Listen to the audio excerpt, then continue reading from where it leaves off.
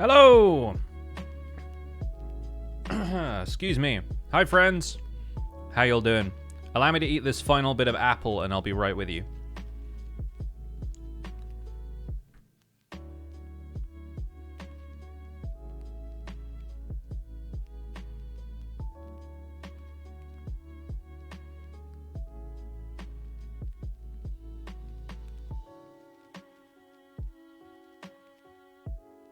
There we go. Lovely stuff. We got a hype train going already. Rindina, thank you for the 25 months. Just picked something good with the 10. Queen Dragula with the prime sub. Second Fifth with the 5 months. Tuxedo Cat with 50 months. Subscribe to the channel. Heck yeah. Xenius, welcome in, Dan. Good to see you. Thank you so much for the 16. Dogman Jack with the 300 bits and Ali Rays with the 7 months. It's good to see you guys. Apple Golden Apple. No, I lied. It wasn't the last piece. This is the last piece. And it's a, I don't know, a little bit golden on the edges. Mostly green and red, though. The usual. So, apple eating ASMR for you. Sorry, folks.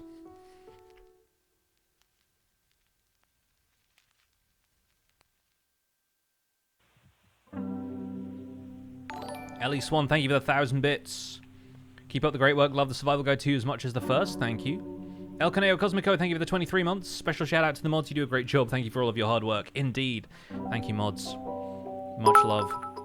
Nixcraft with the 200 bits. Martin P. Hellwig with the 3 months of Prime as well. Thank you very much. As long as I'm not licking microphones, you're fine with it. Yeah, give me 2 seconds to finish this last slice. I don't want to just let it go brown on my desk, so...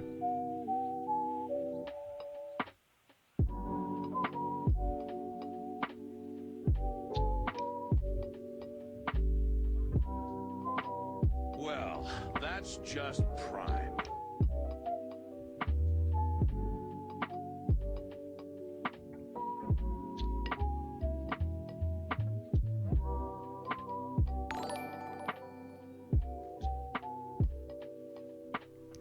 And right as I stuff a piece of apple into my mouth, Rindina gifts 10 subs. Thank you so much, Rindina. Appreciate you. Maliganok, thank you so much for the 2 months. Says, hey, Pix, loving the guide. Thank you very much. Oh my goodness, what? What are people doing to the hype train today? That's a decision that you've made to gift 20 subs to the channel, and I appreciate it very much. Folks in the chat who've been gifted a sub, make sure you thank these incredibly generous people. The sub bombs are flying today. We've entered into a sub war.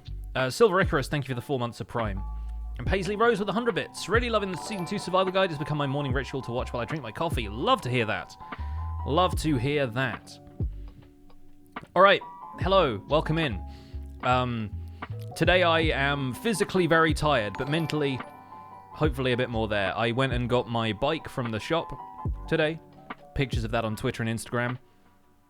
It needed the front brake reattached, and I made a real pig's ear of it when I tried to do it myself. So I thought I'd let the professionals do it. And it's all looking good. Devon and Small Cats, thank you for gifting those subs. Haven't been here in a while. Glad to see you again. Hope everything is going great for me. It's going pretty well. Shame about how things are going for the rest of the world, but for me, things are... Excuse me, things are fine. I'm now burping because I've just decided to eat seconds before the stream went live. But there was a good reason for that. Because up until this point... Rindina gifting 15 subs. Okay. Rindina took that personally, I guess. Thank you so much for gifting 15 subs. Oh my goodness. People in the chat getting spoiled today by these generous folks. Conductor hat today? I mean, we're almost at level 5, so... I will need to find the conductor hat. I don't know what's happened to it. Where's it gone? It's been a while, you know? I rearranged this room a little bit when Dish and Toz came to visit, so I think I put some of that wacky stuff away. I won't go and find it until the hype train reaches level 5, of course, but if it does, we may have to find that. Ardbeg Cultist, thank you for 500 bits and a rotation with the 6 months of Prime. Thank you very much. You've got to enunciate the underscore. So, yeah, for good reason, we are a little bit late starting today because I've been doing some stuff in that there Minecraft game, and right now we're in the process of curing some zombie villagers. So I was doing this after having picked up my... Alright. After having picked up my bike from the shop. And so, yeah, I was a little bit rushed in getting stuff started today. But thankfully, things are going all right. Except, and I don't want to alarm anyone, but another of my villagers has gone missing. In circumstances which are potentially similar to the villager disappearance we had previously. So, like, what do? Tuxedo Cat, thank you for gifting 5 subs. You incredibly generous soul. One of my librarians, not the mending one, thankfully, but the one who was trading a Silk Touch, the one I bought the Silk Touch books from, has just not showed up to work. And this isn't the same as the Bedrock Edition bug where, like, entities are disappearing. Thankfully, because that's a nightmare. But I don't know if it's something about the architecture of these villages. Does anybody know if there's, like, a point in one of these villages where villagers can, like, suffocate in a block when they get out of bed or something like that? Because I worry that it's something like that. And it happened before I set this up, so it's nothing to do with them wandering into the area where I'm frying iron golems over an open fire. But we have 2 librarians where we should have 3. And when we get to the meeting time of the day, if I chuck them some carrots, they'll start breeding again because there's a bed empty. And the villagers shouldn't have got killed by a zombie because it's been daytime. The one thing I'm thinking is that it's potentially pillagers. And that really annoys me because there's not a whole lot I can do about that beyond just spamming torches the way you normally do. And I like this place to feel more organic. Which is why I've been sleeping all of the time instead of doing, like, the let's put a fence around this whole area. But I was doing my zombie villager thing over here, where I've got the zombie in a minecart over there that's helping me. Where are they? Hello? I've got the zombie in a minecart over there that's helping me zombify the villagers and cure them, which is what we're going to be doing for the entirety of this stream, by the way. We're on a level 5 hype train. Give me a second. Yeah, a pillager patrol turned up basically, like, on the banks of the river, which means they can turn up elsewhere in a radius around me, which means one of them might have wandered through a village, shot one of the villagers to death, and then the iron golems took care of them, or they despawned when I walked away or something. Really baffling and kind of annoying. But it's only one of them's disappearing at a time, as far as I can tell. The farmer from the other day, when we ended up recruiting a new farmer, and everyone was like, oh, you clearly killed that farmer off camera. I didn't. And then it's this librarian now, and I'm like, what's going on? I don't get it. I'm wondering if there's, like, a pit somewhere that I haven't noticed that they're all just falling down, and I'll end up in a cave with, like, 50 villagers. I worry. Because I can't think of many other things that would cause them to just disappear. But I haven't been around any time it's happened. Record the village with my camera account. I don't want to do that, though. Like, I get it. Yeah, sure. But, like, it's happened twice, which is not frequent enough for it to be something that I can reliably just lurk and record. But it's also not something that I'm really able to, like, catch when it happens, you know? It's frequent enough for it to be annoying. Anyway. Level 5 hype train, so bear with me while I find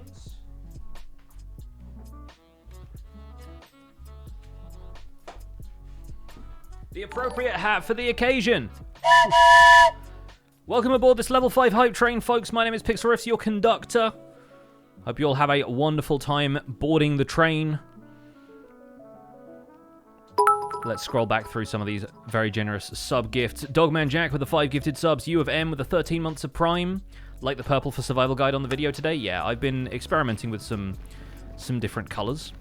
Hart Sinclair with the 5 gifted subs. RHP Goth Bean with a gifted sub. Black Steel 53 with 100 bits. Small Cats gifting another sub. Thank you very much. Just going to grab the bones as I wander on through here. General Sweetpants, so glad you mentioned the VOD channel in the last video. I've been looking for it and it's not referenced on my YouTube About or channel pages. I know, I haven't really been using it that consistently up until now, which is how come I haven't mentioned it in more connected ways. Oh my goodness, things are moving. Things are moving real fast. Bear with me while I get somewhere safe and sleep. And I need to grab a couple of things while I'm here. Mainly a few more gold apples. Alright, let me catch up with you generous people before I do anything else. Sonic Warrior with 100 bits. Vince Magic with the Prime sub. 10 Men Bob a Job with the 100 bits. Holes with the 3 months. Thank you, Pix, for all of the knowledge you shared with me from Survival Guide Season 1. You're hands down the reason I have the knowledge of Minecraft I have, so thank you. Well, thank you for watching. I appreciate that. Sam Garofalo with the 100 bits / locate those missing villages. I wish they were a structure. They'd be so much easier to find. Ghost Liquid with the Prime sub. Kare Kid with the Prime sub as well. Thank you so much. Dream96 with gifting a sub. Anonymous gifting a sub as well. Tugizo, I hope I'm saying that right. Thank you so much for the Prime sub. I'm probably not, but that's fine. Ghost Liquid with 5 gifted subs. eHell Live with 10 gifted subs to the community. Thank you so much for gifting those subs out to folks. And Wake Gilliams with the 18 months of Tier 1 support for the channel. Appreciate it. Thank you. So let's grab some gold, because we have plenty of it around. I'm going to throw these bones in here temporarily. I guess we can throw the iron in there as well, although I might just bring a stack of iron back with me, so... we can buy apples from the farmer, so it's nice and easy to make golden apples, and I have the supplies to brew some stuff over there, although I will need to grab a couple more mushrooms. And we'll probably find the sugarcane over there, but we could just put some wood stuff away and get a little bit more sugar. Because I definitely have the spider eyes. Let's make 2 of those. Put all of this back. Lovely. In fact, I've got like 2 blocks of stone that can just go in there now. Put the cobblestone away as well. Put the dirt in there. Try and organize some of this stuff. Thank you all for the level 4 hype train. Looks like a bunch of people were trying to save it at the last minute. Blondie with a 10 gifted sub. Small Cats with another gifted sub. And Kazel or Kazel with 100 bits. Thank you all so much. Gonna keep the hat on for a little while since I put it on 2 minutes into the level 5 hype train. Thank you all for boarding. Hype train is leaving the station. Mind the closing doors.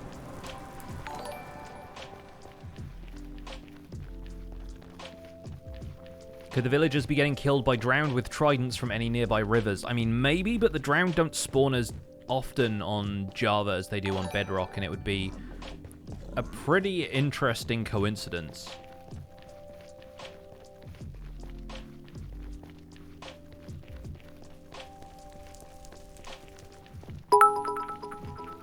Yes, mind the gap. Mind the gap. The drowned should only attack villagers at night as well. I don't know about the aggression of the trident-throwing ones, because they seem to target you a lot more aggressively. But I do think the drowned are only going to see villagers if the villagers are in water, which is not impossible. There are a couple of water sources around the village that the farmer was more likely to... Whoa, hello. Alright, just going to... I don't want to get return to sender off camera, so we're just going to take down this ghast. As per usual. Get out of here, you.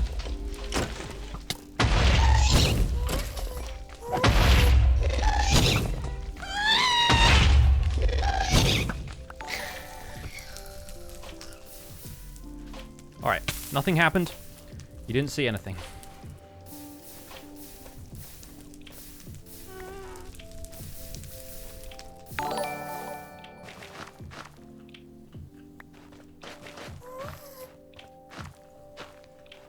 Protect your portals, folks.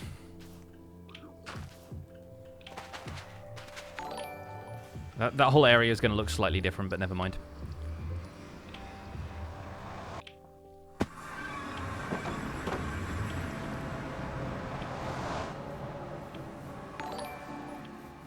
If you wanted to, you could check the server console as that records villager deaths. That's an option. I could check the logs, yeah. Right, let's grab the blaze powder. Feeling very blasé about the whole situation.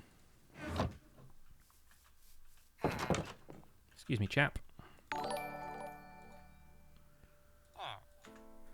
put some of that in there. Let's throw these in here temporarily. Just in case we need more of that. And I guess we can do... Let's rearrange these.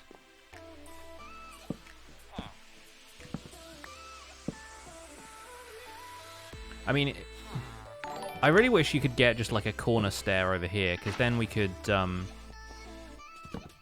something like that, I guess. But we could have the water source in just one corner. Look, if you keep standing on this brewing stand, lad, it's not going to go well. Gonna turn around and punch something by mistake. Do I have any gunpowder out here? I must do. Yeah, there we go.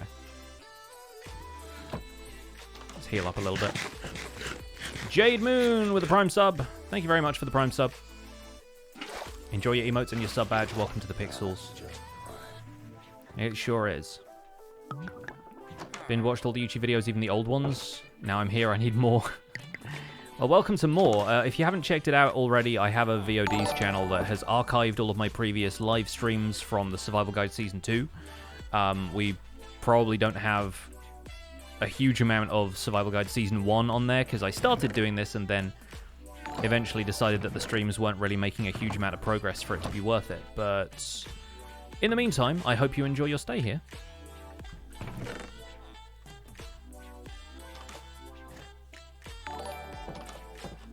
Put those back in here for the moment. So we should have more splash potions brewed up now. Viola's inventory is slowly just becoming the junk drawer at this point. There we go. So now we can take care of this Fletcher.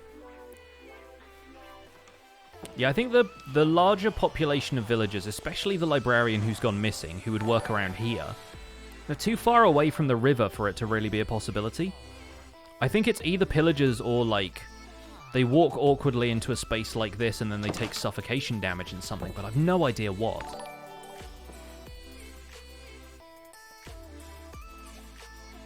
Yes, I named the donkey Viola. It's the mule, actually. I ended up naming the horse Orsino and the donkey Sebastian.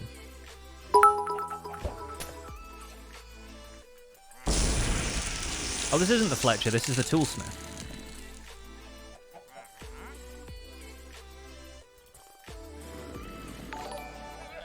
Is arrows of weakness from a cauldron only a bedrock thing? You can't put potions into cauldrons on Java Edition. You can make arrows of weakness, but you require dragon's breath for it, so you can't do that until you've fought the dragon at least once. You can trade arrows of weakness from Fletchers if you get that trade, but it's a long shot. My Fletcher trades swiftness arrows. Do I have the explanation pre-recorded? Yes. So, like, once we started the stream, I already had this stuff set up. I've done all this for a video, and this is the point in the video where I say, right, I'm going to cut away now, and I'm just going to zombify a bunch more of them if I can, get a bunch more discounts on my trades, hopefully figure out what on earth is killing my villagers, aside from me, and then I'll come back when I can do the wrap-up, where I can show you all of the discounts I've got for the trades, right? So this is the middle part of that. Which I would be doing off camera were it not for the fact that I live stream on twitch.tv. So, yeah, we're here, we're doing it. We have another villager missing. Yeah, the Silk Touch trading librarian has just vanished. And I really don't know what happened to him. The problem is, of course, villagers don't leave behind any loot. So if there was some zombie flesh just kind of around the village, I would have thought, yeah, okay, he's been killed by a zombie and has turned into a zombie villager. But the only other things that target villages are illagers. And so I'm worried that a pillager patrol has spawned out here and picked off one of my villagers and I haven't noticed.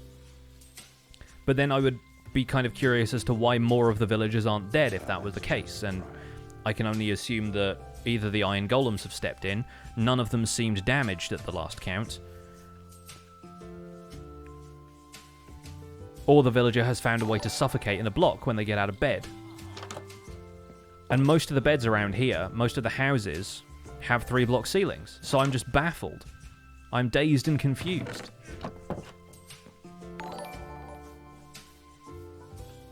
It's not like any of these beds are in positions that would drop them off a cliff or something, so I just don't know what's gone on. Is it worth it to build a safe structure for them now? Honestly, That's just prime. I don't know if I'm going to or not. Because they're reaching the point where this group of villagers has provided me a bunch of cool stuff, and it's very nice to have them. Note the empty bed here. But, yeah, it's reaching the point where I don't really need them for all that much more episode-wise. I like the Wandering Trader is just watching the zombie cure. That's pretty funny. See, this guy's just wandering over here. I'm like, why?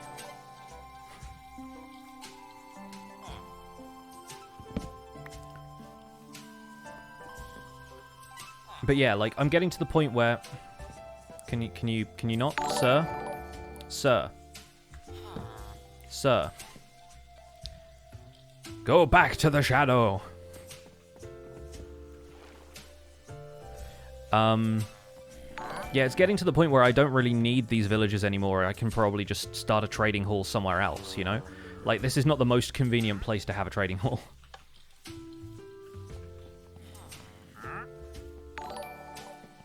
But the fact that they occasionally in the mornings wander over to the river, like this guy is doing, has me concerned. But right now I don't need to trade with the Mending Villager any more than a couple more times. Well,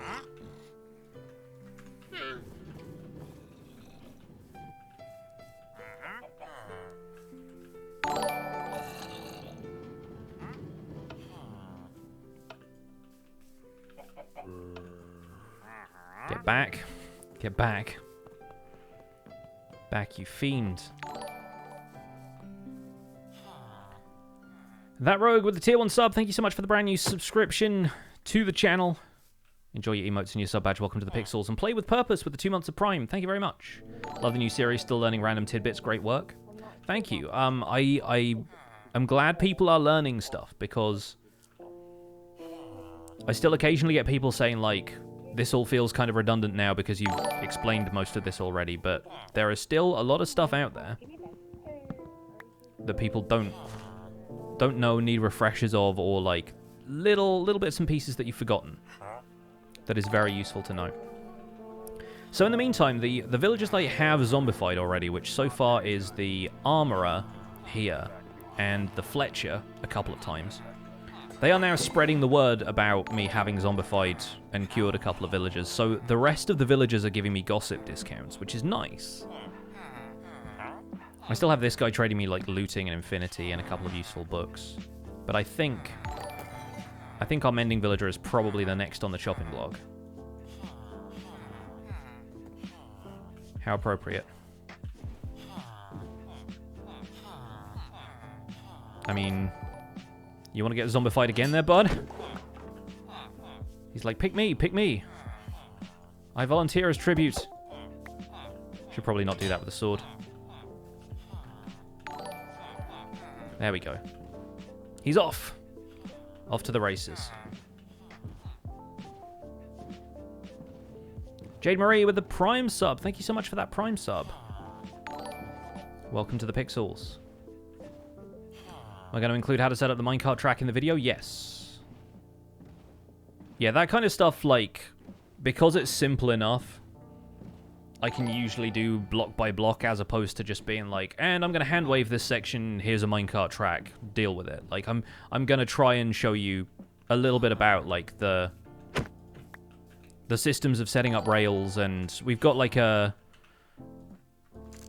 lever-controlled T-junction in there, which is the first time I've done any of those kind of things in the series, so I figure we may as well include that. Can probably do this, actually, thinking about it. That'll make it slightly easier to pick up the villagers once we row them in there. Because corners are the key to picking up villagers in minecarts, as long as the minecart has any momentum. Let's try this the other way around. There we go. Have I ever tried to collect every item in the game en masse? Check out the end of the Minecraft Survival Guide Season 1, where I'm building basically a museum to house every item and block in Minecraft.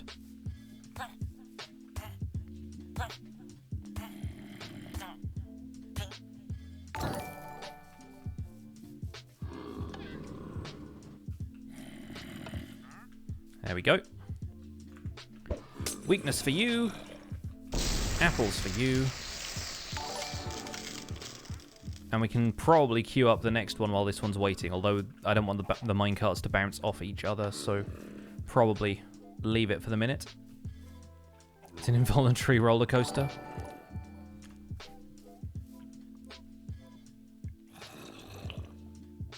From now on, we're playing on hard mode. Not necessarily from now on. I haven't locked the difficulty in yet, so we could go back to normal if we wanted to. I will probably just keep it on hard, and then in future we're going to do a video that explains the differences between each of these different game modes. Do iron bars speed up the process of curing? Yes, up to a point. Basically, both halves of a bed are counted as individual blocks, and iron bars individually are counted as a block, which will help the villager cure faster. According to the Minecraft wiki, the way that caps is with 14 blocks. So basically, iron bars around them like this, with that one probably like in place, or like an iron bar there, for example. That's 14 iron bars, because I made 16 out of iron and I have 2 left over. Oh, and now that guy's holding that. Great. That'll probably despawn when he becomes a villager again. But the maximum you can put around them is 14, and that speeds up the process by less than 5%. Like, it's not really worth doing, because it's what, 10 seconds more probably that it takes off the time, but the fact is it exists. It's a mechanic that the game has in its code, so I want to let people in on that. Am I going to create a Minecraft server for you? No, I'm not. I want to be very upfront about that fact, because I hosted a Minecraft server for my patrons for a while. My Patreon is now closed down, so it's no longer a thing. Hosting a server is a lot of work, especially for somebody who doesn't have a dedicated admin team, like either volunteers or paid employees that you can, have running the server for you. But as a full-time content creator, I don't have time to host a server by myself. If I was doing this as more of a hobby and I felt like throwing a server out there for my mates and that kind of thing, then fair enough. But once a server's population gets to a certain size because you have a larger audience, or once you're thinking more about the business side of doing this than you are the hobbyist side of doing this, it becomes a massive time sink. And unfortunate as it is, I just don't really have that kind of time.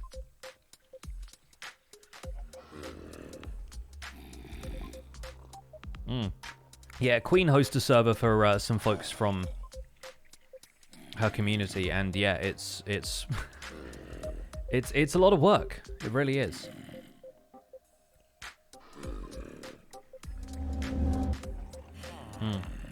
Rindina confirms the same thing, yeah. Oh, he does drop the bars. Oh, that's good.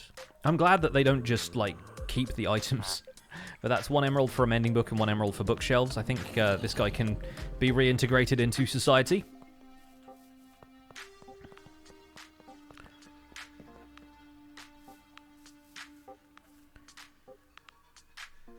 There are ways by which your villagers despawn in a Minecraft world. If your villager's in mating mode and you're not breeding them, the villager will despawn. Lack of proper breeding would compel the villagers to despawn in your Minecraft world. That's not... You're saying there could be. That's not an established either bug or mechanic, right? That's just you saying stuff. Because I don't think that's a thing. And I don't think it should be a thing either, because then just regular villages worth of villagers would despawn. Because you're not trading with them. Alright, he's found his lectern again, so that's good. He can probably wander back into the direction of the village. He's taking a lot of weird diagonal lines. I'm like, go over there, bud. Don't want you dying next to the river like the others apparently have.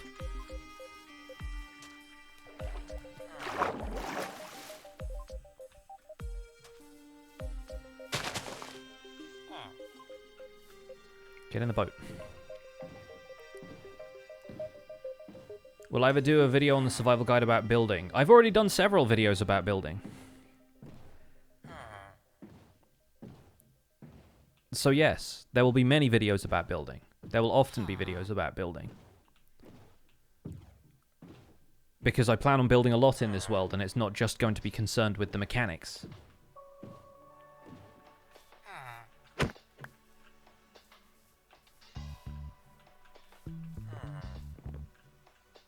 But I do want to make sure there's a good mix of everything. And honestly, as far as tutorials go, build tutorials are a bit hit and miss.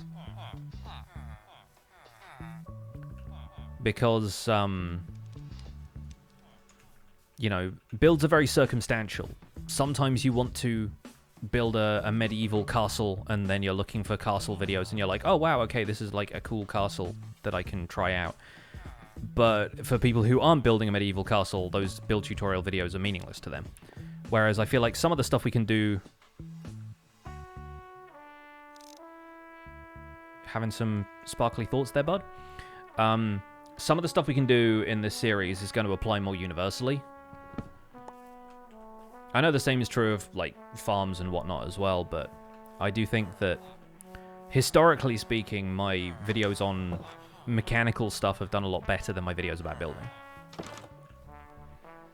The Season 2 starter house tutorial is a good example, though, of a build that I want to do on camera because it's going to be a big part of the series, and in future we'll end up doing a lot more on that. Why? Is this Fletcher pining for the fjords or something? Like, what? I've cured him twice over there, and he seems to want to go back over here a lot. And I'm like, why? There are no points of interest for him over there. He hasn't... Unless he paired to a bed that I put down while I was there, and he's trying to find his way back to it.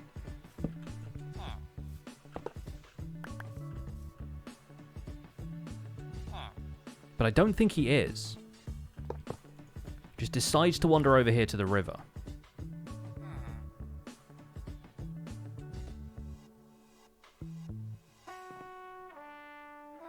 Mobs don't register azaleas as a full block, and they don't bother trying to jump on them. Guessing it's because they see it as foliage they can walk through like grass. That's cool.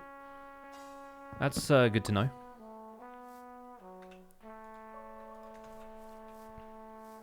He's a fisherman at heart. Speaking of fishermen, this guy's giving us reasonable discounts on some of this stuff, and honestly, I don't expect to trade string or fish all that much. Oh, I do have a lot of string, though, from the spider spawner. We're also trading that with the Fletcher, and the Fletcher will now probably give us, like, 1 emerald per piece of string when he turns up to work.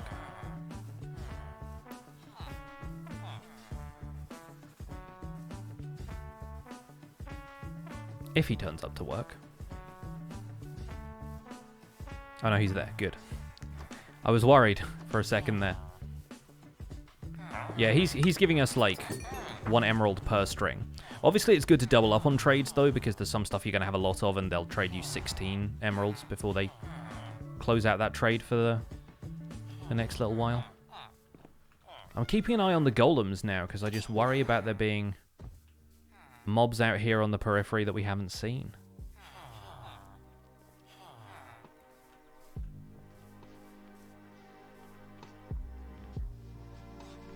Carry on with the 17 months and Kitsune with the 7. Thank you very much.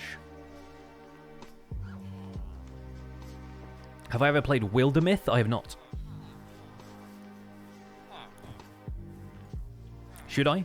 What kind of game is it?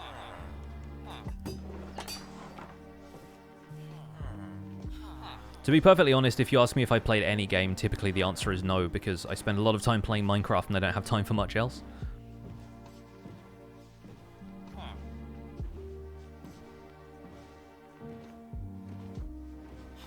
Yeah, no, I know villagers don't have the possibility of despawning.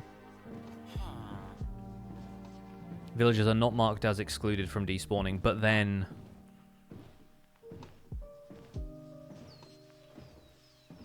villagers don't just go away when you've traded with them.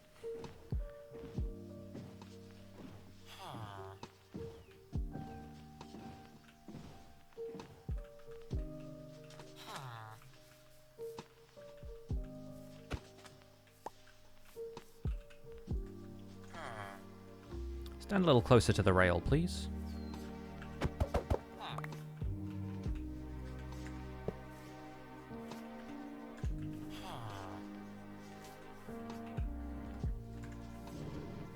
Thank you.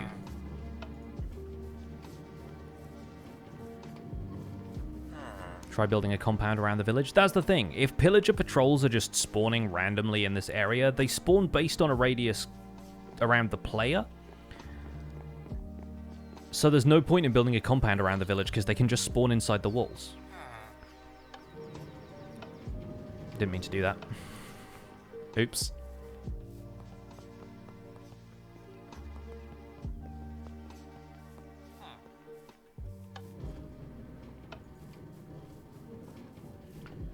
The thing about pillagers is you have to have enough block light around in order to prevent them spawning, and I don't like just spamming torches. Don't want to do that.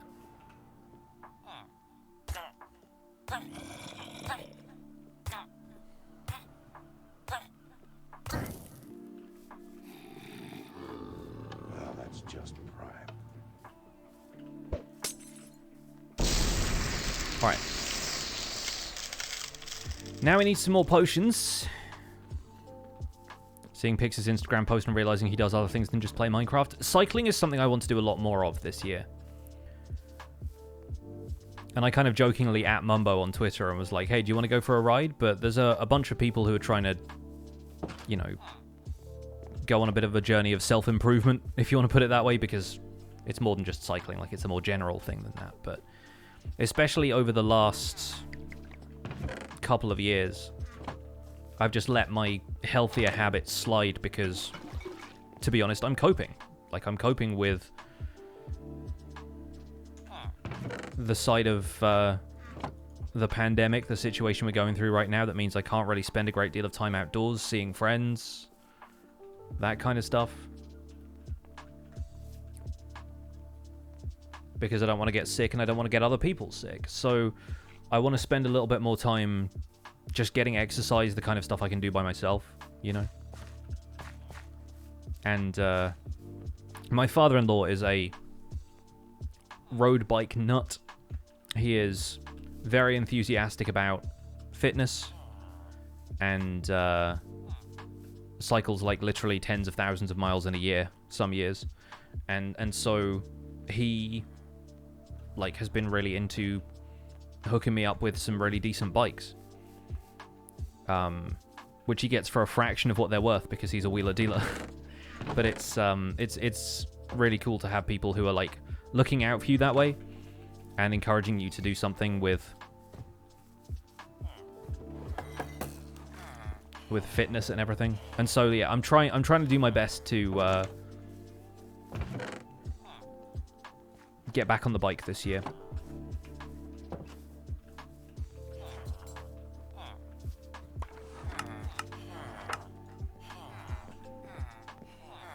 Do I live near Mumbo? I have no idea. I don't know where he lives.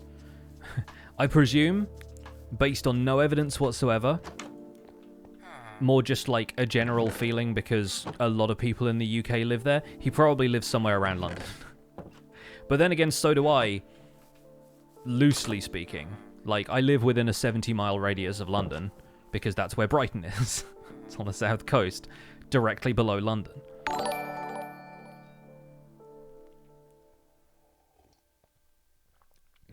Why don't I move the villagers to my base? Because it's about 1,500 blocks that way, and I think it's kind of a pain to do that. I would honestly much rather cure a zombie villager around my base, which could be a topic of a future episode, because now we can cure zombie villagers. Let's talk about curing zombie villagers that we didn't previously find. Like, let's talk about curing new zombie villagers. This guy's giving us discounts now. Probably knows he's next for the chopping block. See, this is our mending librarian. This is t'other lad. That's the cartographer. That's the master librarian. Librarian number 3 is nowhere to be seen. I want to know what's killing them.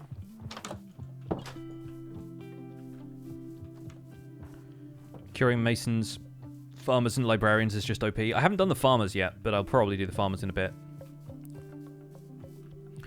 With their propensity for walking further outside the boundaries of the village, because let's see, the path ends there. I was concerned at first that they'd wandered far enough that they'd just disconnected from the village, but they don't tend to do that anymore. Their AI is a little bit more restrictive in terms of location. And there aren't really any crags or anything besides this.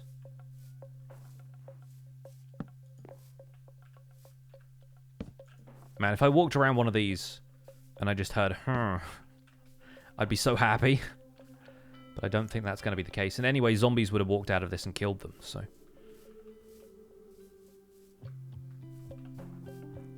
But yeah, I don't think there are a great deal of places they could walk to that would put them in immediate danger. We just saw that guy cure.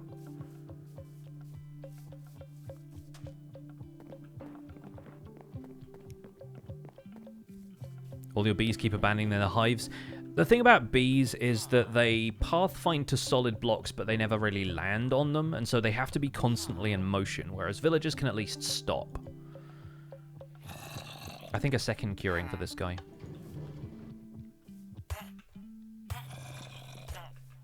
I'm going to go further away in order to set my spawn, because I want to make sure I can not debate any of these villagers into thinking this is their bed.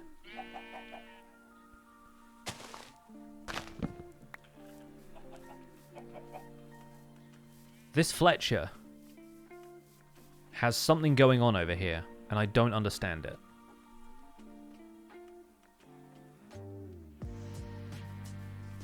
What are you looking at in the water? What do you see?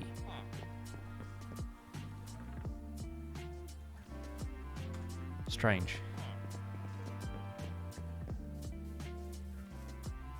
The Fletcher wants the bed. I put a bed down and he didn't pair to it, though. If he's just looking for an easy way of getting into a bed, there's one spare in the village because one of my librarians apparently died.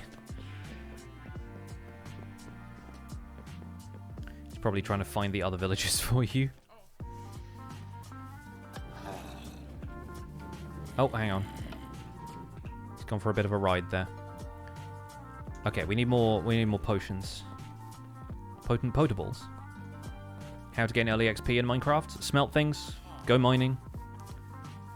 Mine any of the ores and you'll get XP. Or if the ones that you don't, you just smelt the products. Depends how early you think early is.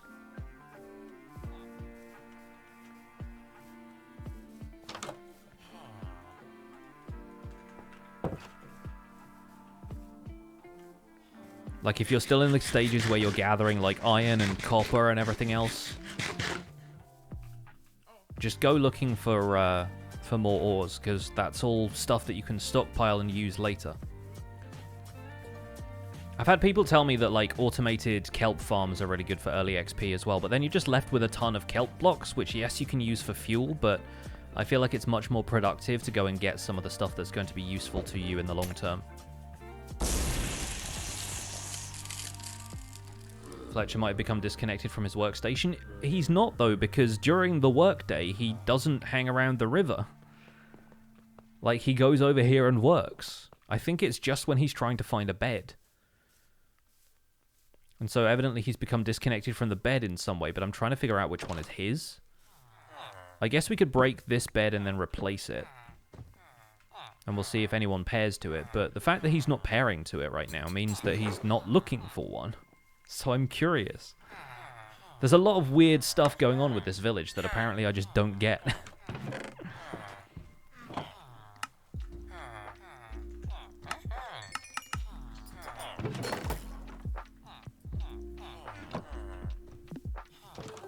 Why use levers rather than redstone torches for the rail? Why use redstone torches? Like, what difference does it make? Levers are a cobblestone and a stick, so, like, it saves you redstone dust, I guess? Levers can be placed on any surface to power something, whereas redstone torches have to be kind of persnickety about where they're placed. Like, it doesn't really matter. Like, some people use full redstone blocks because they're not affected by water. Like, you know. Why do you prefer redstone torches? There's an issue in the bug tracker related to villagers disappearing that has yet to be fixed. Is that something in Java? I know it's a problem on Bedrock. I just wasn't aware of any problems with Java. Could you use a button instead of a lever? The lever allows something to be constantly powered. So I can constantly power the rail, whereas like a button on one of these, sure.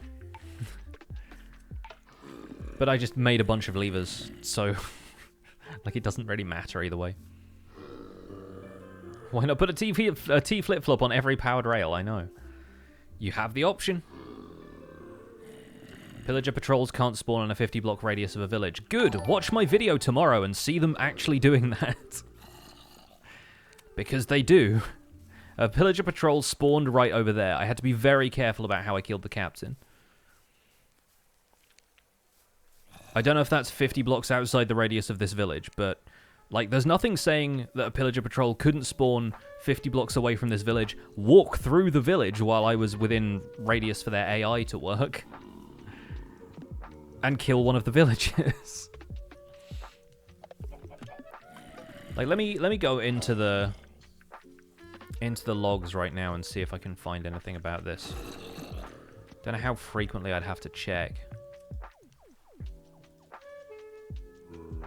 Let's see.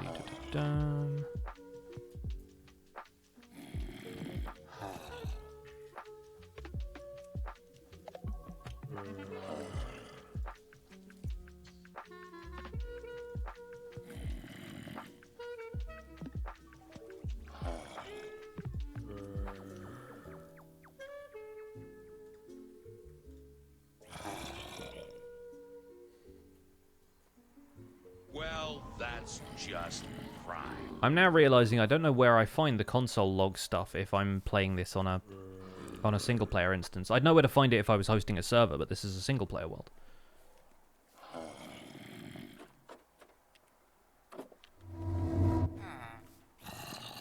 Alright, that guy's now trading us one kelp block, one sweet berry. He can rejoin society.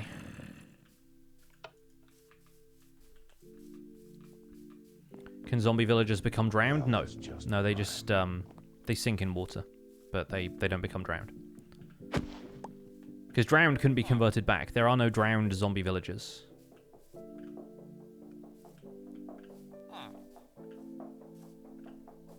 Just in the .minecraft folder, but under what subfolder?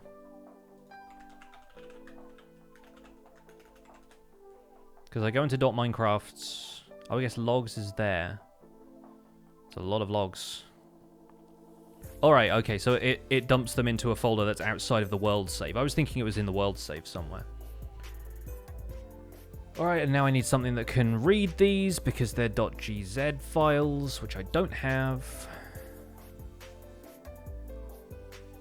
We'll worry about that later. I'm not going to look into it right this second.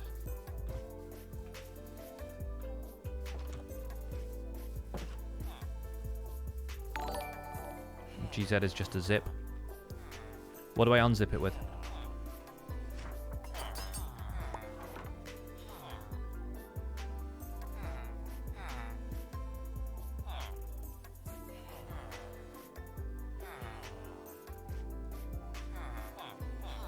Let's try and put this on my desktop.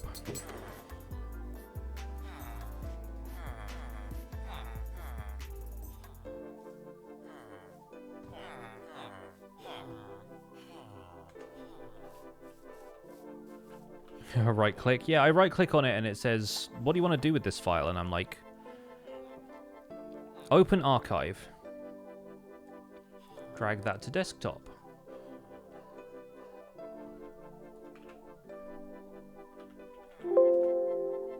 Cannot find villager.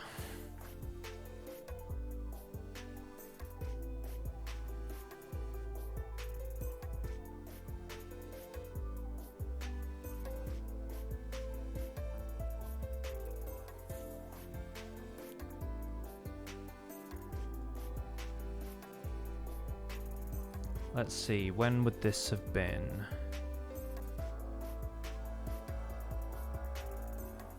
Latest log from today. Let's try this one.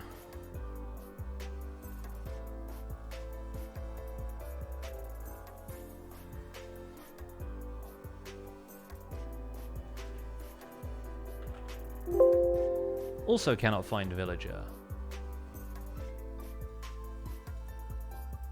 Nope. Not seeing a villager death message in either of those.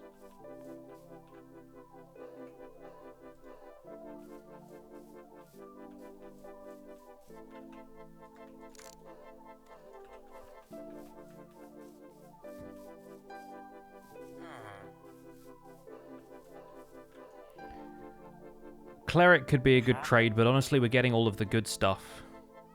Except for the rotten flesh trade for pretty good prices already.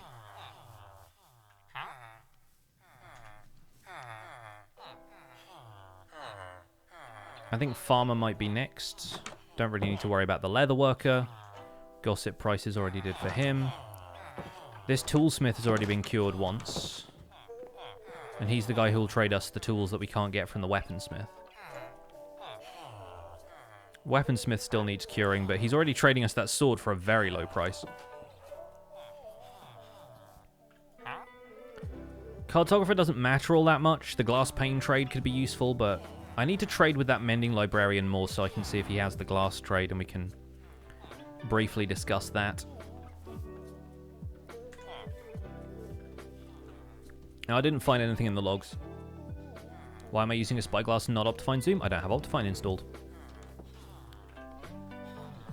I will probably install Optifine in future, but there are other alternatives out there right now, and I need to do a bit more research before I do a video about all of them. Just so people don't come into my Optifine video and be like, what about sodium and lithium and phosphor and logical zoom and iris and all of the other stuff that replaces the Optifine functionality with like 15 mods? I have no problem with that, of course, but... See, this guy right here, every time night falls, he's out here on this rail, looking for a bed that isn't there. And he stops about here. Previous nights he did. He needs to see that there's not a bed there anymore.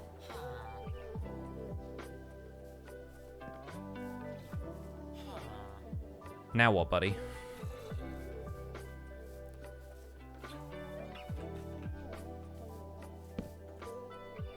Don't you dare pair to my bed.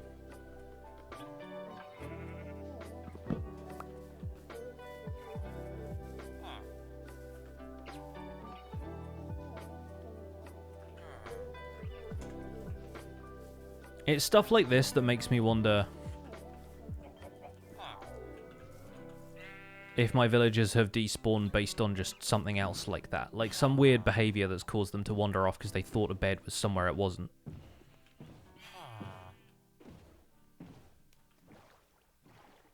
But I can't find any record of them having actually died. Again, there's nothing in the logs about it.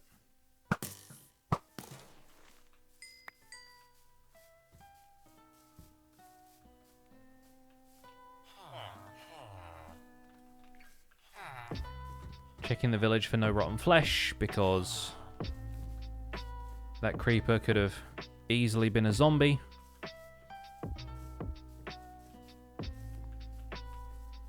And stuff like this, I'm like, is there a hole somewhere that they could have fallen into? But there isn't. Not really.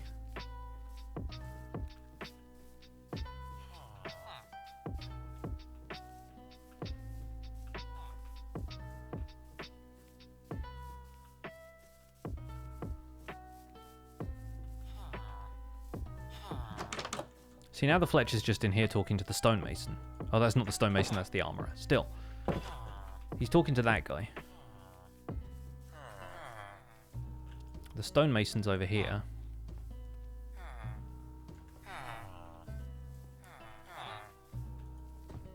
I think he's probably going to be our next zombie.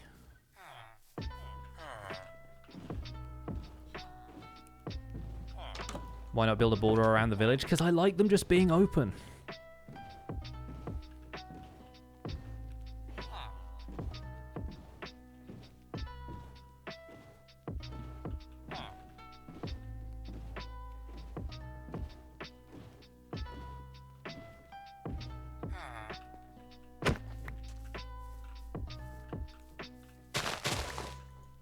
Force is strong with this one.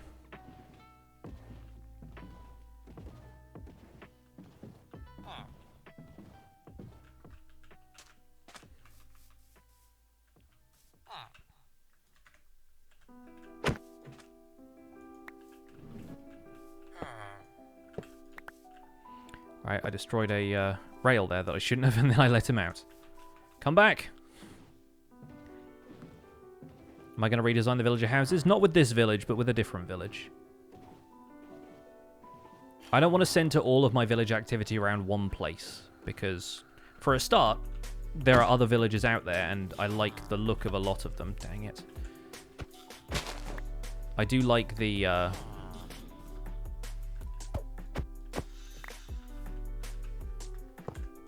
other styles of village, so I kind of want to include some of those and make sure that they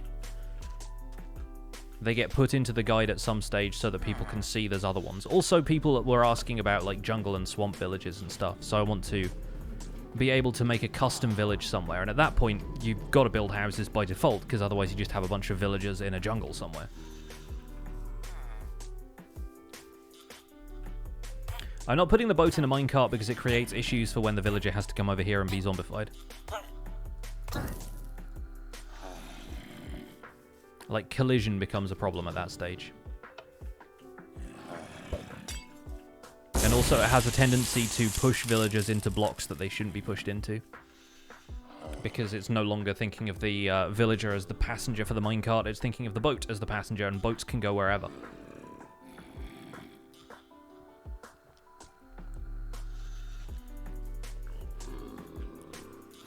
Do I like Savanna villages? Honestly, not really. They're fine, I guess, but I think of Plains villages as like the default village. I think the Tiger villages have a lot of cool stuff, because they've got like pumpkins piled up everywhere. It's not like the hay bale economy like this place has.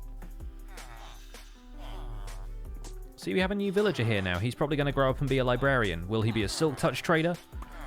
Only time will tell. Although I guess we could probably just re-roll another workstation.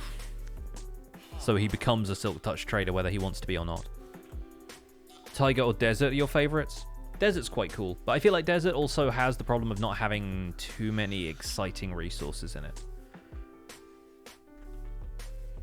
I feel like plains are just the ones that I'm most familiar with, so they feel like the home village to me, you know? The snow plains ones are cool as well, but I feel like they often don't have very good stuff in them. My favorite villager outfit, villager skin, is very definitely the jungle village. Because they're just cheeseburgers.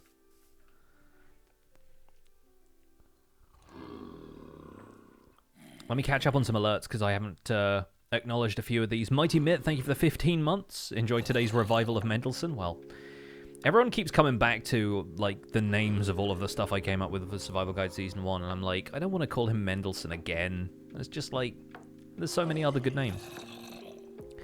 The Loud Neon, thank you for the 23 months. Fun with the villager team. Fun indeed. Ultra Monkey Dude with the 4 months. McCole Soul with the 4 months as well. Who, What, How 22, thank you for a tier 1 sub to the channel. Enjoy your emotes and your sub badge. Welcome to the Pixels. Cali Salvo, thank you for the 6 months of Prime. And Cassius Crafts, thank you for the 11. What about tutorial about getting extremely hard advancements later? Yes. We will do that. Oh, look who's back. What have you got this time? He keeps pushing the blue ice. Like, I'll buy some lily pads, maybe, but, like, the blue ice, though. We can just get lily pads from fishing, though, to be fair. Do we still have the plan command? Okay, the plan command has changed. We need to change the plan again. Right, something I'm going to do while this guy's curing. Nightbot commands.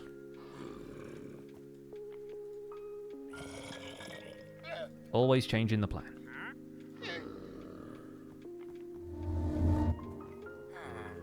Welcome back.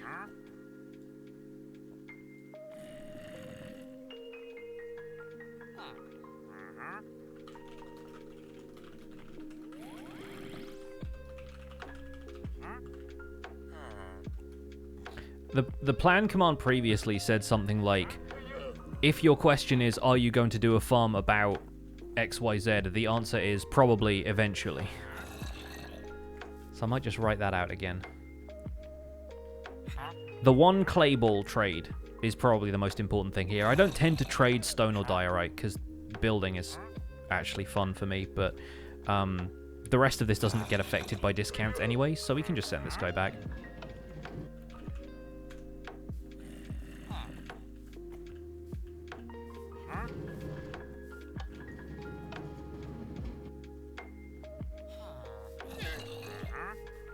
Really, my friend? If I put this guy in a boat, what happens to the leads?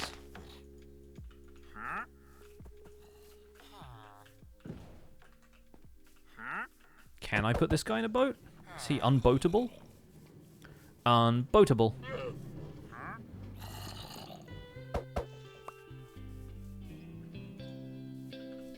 Okay, the leads stay there. This is a fun way to lead llamas.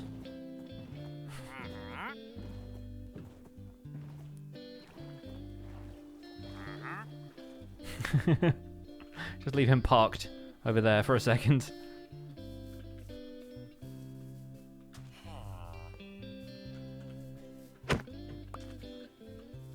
And see, this guy has no problem returning over there. Although we haven't seen the Fletcher yet today, so I presume that he's a little bit happier now he realised there isn't a bed there.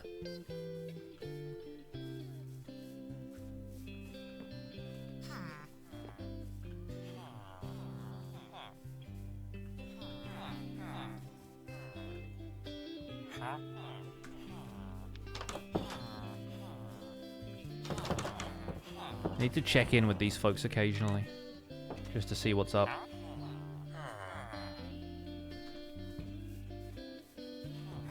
What would happen if you were to zombify the Wandering Trader? Unfortunately, nothing, because... First of all, he doesn't sell you anything for emeralds. Or, let me reverse that. He doesn't buy anything from you in exchange for emeralds. He only sells you goods. So the only thing that he could do would be offer you a piece of blue ice for slightly fewer emeralds. But, you know, fact is it doesn't actually have anything in the code about that.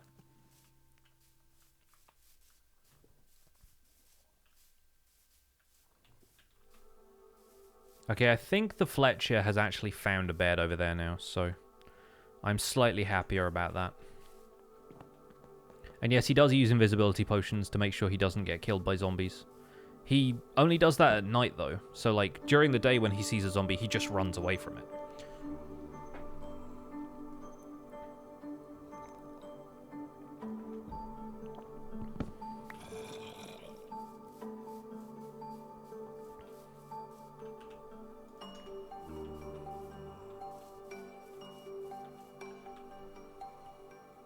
Thanks, Liara. I had Nightbot open and I was pondering how to write that, but I've also just got other bits and pieces to do in the game, so I'm trying to focus on that as well. How did I catch a zombie? That's in tomorrow's video, so you haven't missed anything from the stream related to that. I will show you that a bit later. But catching mobs is very easy. Like, we're doing it with the villagers every time here. You can put them in a boat very easily. You can put them in a minecart with a little bit more effort. I even have a backup zombie who's probably still there because of the recent development that means mobs in boats don't despawn. Like, they're actually persistent, and that's surprisingly robust. But I have a backup zombie over here somewhere.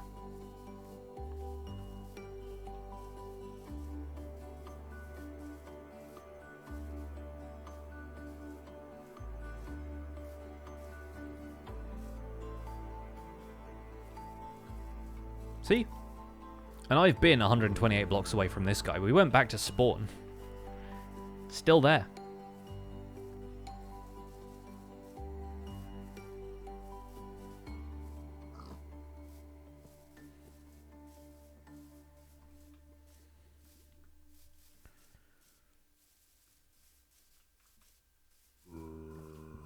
Do I stream with the maximum bitrate? I stream with like 5,000. I think maximum is 6. I could be wrong. I might be streaming at 6. What do I think is the best trade? I mean, the most valuable trade is still mending, because it's really difficult to get mending any other way than villagers or fishing. Like, you can get it as a loot item in desert temples and dungeon chests and stuff, but it's rare enough that you get any enchanted book from those. So mending is probably the most valuable one. The best one, though, very subjective. It's like, what are you farming? Like, I think some of the best villager trades are just the one where you can get emeralds, because then it means you can silk touch the emerald ore.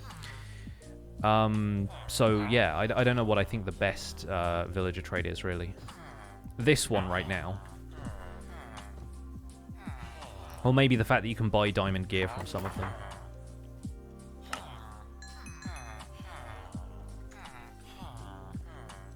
Because this guy is now going to sell us a pickaxe as well.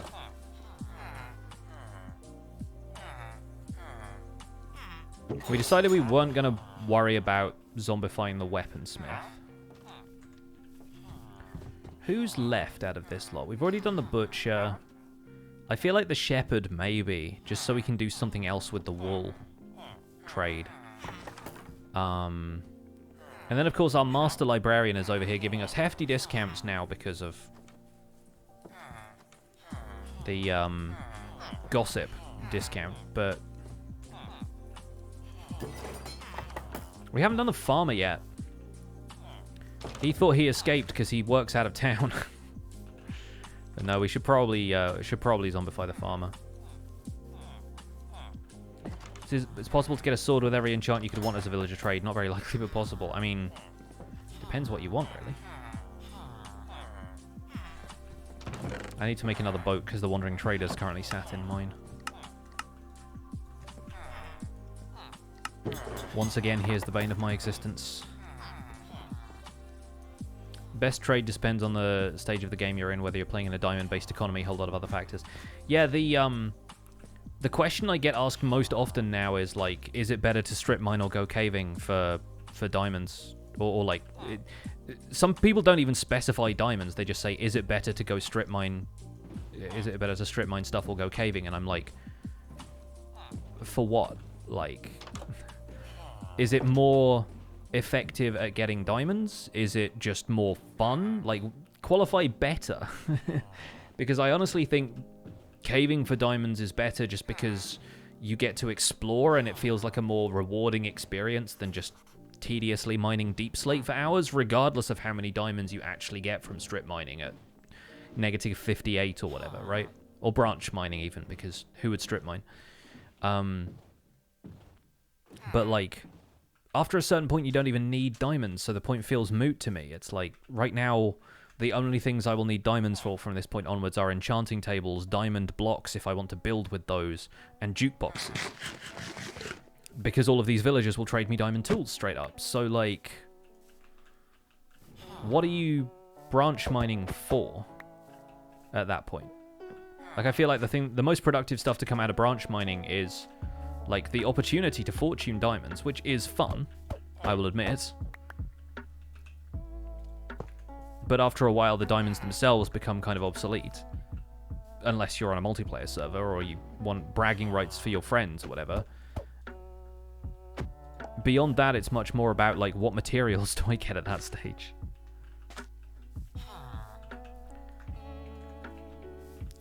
Like, I think it's probably more effective to go branch mining at, like, the point in the world at which stone starts to blend into deep slate, because then you get things like deep slate coal. You still gather a lot of stone that you can use for redstone contraptions. There's, like, a lot of other things that can be a result of mining in those levels without having to worry about the overall diamond yield as your main measure of success. Build a diamond castle. We could do that at some stage. People thought it was bizarre that I was building with diamond blocks in the foundry building on Empires, and I'm like, I've been trading for diamond gear with villagers since day one. I made that a point of my series. Like, you can't do much else with diamonds after that. Do I use Optifine for the survival guide? No, that's why I have a spyglass on me at all times. This is my zoom.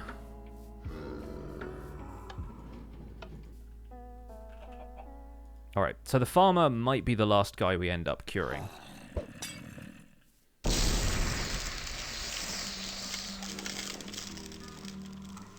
As long as you have Silk Touch. I finally got Silk Touch last night. Yeah, Silk Touch is great. I do like having the ore blocks. You have to be out of sight with when they transform. The zombie is currently targeting me. If I'm within the zombie's line of sight, then they can target you and ignore the villager, basically. You don't think of those blocks as building blocks, but they're really beautiful. They are! I like building with resource blocks. Like lapis blocks are also quite nice. Why don't I use Optifine? I don't really need it. As far as performance goes, it doesn't really merit using Optifine because, yes, I could have slightly more render distance, but I'll be honest with you, I quite like distance fog. I like the ability to have the terrain in the distance just kind of blend away, and I think 16 chunks is a pretty decent, like, visible range. Like, it starts to feel like, oh, the stuff up there on the mountaintop is really far away. It kind of allows for some atmosphere to creep in. I don't really like being able to functionally see really far. It also alienates people in my audience who can only play with like an 8-chunk render distance because they're on a server or they have a bad PC or something, and I don't want to make it feel like I'm just flexing my PC hardware all the time. The only thing I would use Optifine at this point for, because the game has a native zoom, which has a lot more character than the Optifine zoom does, I might use it just for the fact that you can hotkey it and you don't have to carry an item around, but the spyglass hasn't been that much of an impedance, an impediment. The only other thing I would use it for would be shaders, and I'm not at the point where I'm making like cinematic segments of my videos and use shaders, and I'm certainly not going to use shaders for regular gameplay, because regardless of what kind of PC you have, most of the time, I guess depending on the intensity of the shaders you use as well, shaders will just dip your FPS below 60 casually some of the time anyway, if the game has anything remotely interesting going on. So I don't tend to use shaders for anything other than rendered cinematic segments using the replay mod. Connected glass is fine, I guess, but I'm kind of okay without it for the moment. Up until I want to build something big with glass, at which point, yes, I'll probably... But connected glass can be put in with like a resource pack as well. It's not the biggest thing.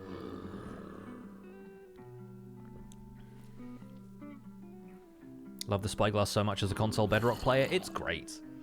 Like, I didn't think I was going to use it all that much. I genuinely really like the spyglass. They've done a good job making it feel both usable, like an in-world thing that it has character. You don't have to have the HUD on if you don't want to, and the sound is just so satisfying. Like, one of the things Minecraft has always done really well, I think, is good sound design, and the spyglass is another spectacular example of that.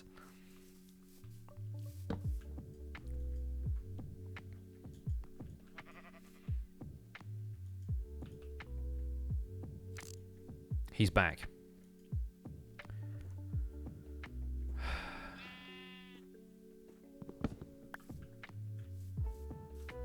I don't understand you. Not only that, but if there was a drowned out here, you would probably die.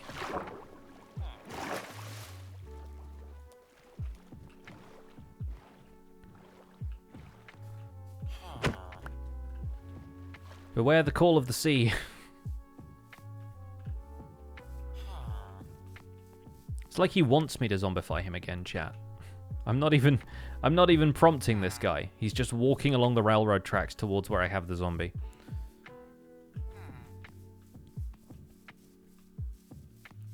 Would I like some items in the game to have a block form like rotten flesh being able to bundle like dried kelp? Maybe, as long as you could put it back again, because I think the biggest problem with rotten flesh is carrying so much of it around for things like cleric trades, but then rotten flesh can't really be used for much else. I just don't see it being a block that has a great deal of substance. It feels like the kind of block that would crumble if you walked on it. So I don't really see it being like a super necessary block or a super substantial block. See, he's wandering over here, but as soon as the workday starts, he's going to walk back to his workstation. I don't get it. Am I going to do the 1 stick for 1 emerald trade? I mean, I could, but at this point I don't need to. I have so many other things I could trade for emeralds, and people get the idea. Besides which, I'm farming string at the spider spawner, which I can trade to him for 1 emerald as well, so I can get string just as easily as I can sticks, and I'd like to preserve some of the wood for actually building with. Moomin, thank you for the Prime sub. Sorrow and Suffering, thank you for the 7 months, and Gibbs Chaos for the brand new Prime sub as well. Thank you very much. Enjoy your emotes and your sub badge. Welcome to the Pixels. Let's zombify this guy one more time so we're trading better wheat and potato prices, but I will need to go and craft more potions for that. Potion seller. Do I use a minimal view bobbing mod? No, I have no mods installed on this at all. It's just vanilla. I have one resource pack I've started using, which is Vanilla Tweaks Lower Shield, and I only started using that by accident, but now I've recorded a couple of episodes where I keep forgetting to switch it off, so it may as well be permanent.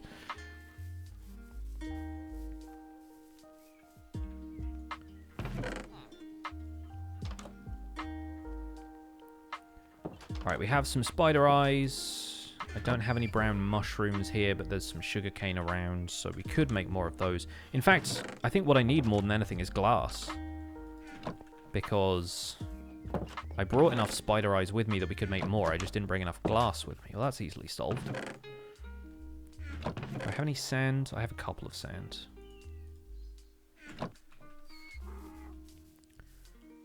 Before I just go and pillage the riverbed. What's my favorite profession other than librarian? I think all the blacksmiths are the most useful. My favorite profession, though, is a different kind of question. I really like the fact that stonemasons can trade you quartz. Like, I think that's super cool. The utility of that. Where have I put the coal? Do I just not have any? Did I trade it all away? Probably. Knowing me, probably I did. Let's go fortune some.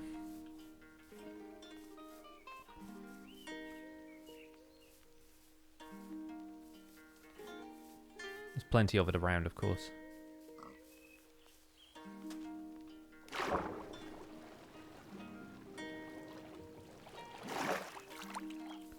You always smelt cobble into stone. You love masons for trading stone to emerald. See, I don't ever want to get rid of stone because I just think, oh, I'm going to build with that at some point.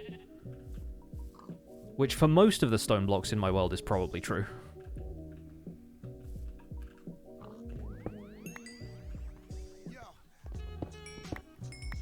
This whole, like, Golem's cave situation going on down here. There's glow lichen and stuff around. 16 coal will do. Which village do I think looks the coolest? I like the fact that Librarian has a book on his head for a hat. I think that's really funny. I think the Weaponsmith probably wins cool points for the eye patch. But I think the Cartographer having like a monocle is a pretty neat way of identifying them. Have I played Wordle? I have not, no. I know what it is. My partner plays it.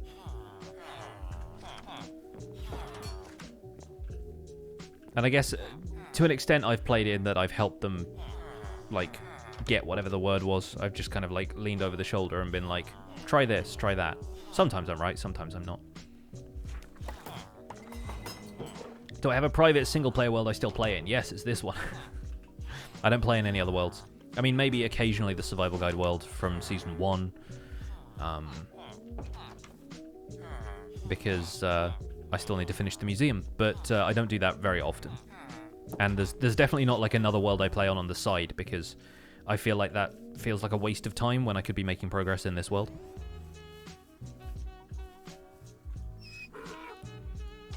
If I wanted to just do a, for myself, kind of build project at some stage, then yeah, I'd do that, but fact is, it makes more sense for it to be in this world than any other. Never realized the Librarian's hat is a book until you mentioned it. I want to say it's a subtle design, but I mean, it's kind of not really. Like, it... The fact is, it's made of, like, a 3-pixel deep texture, so you can't really...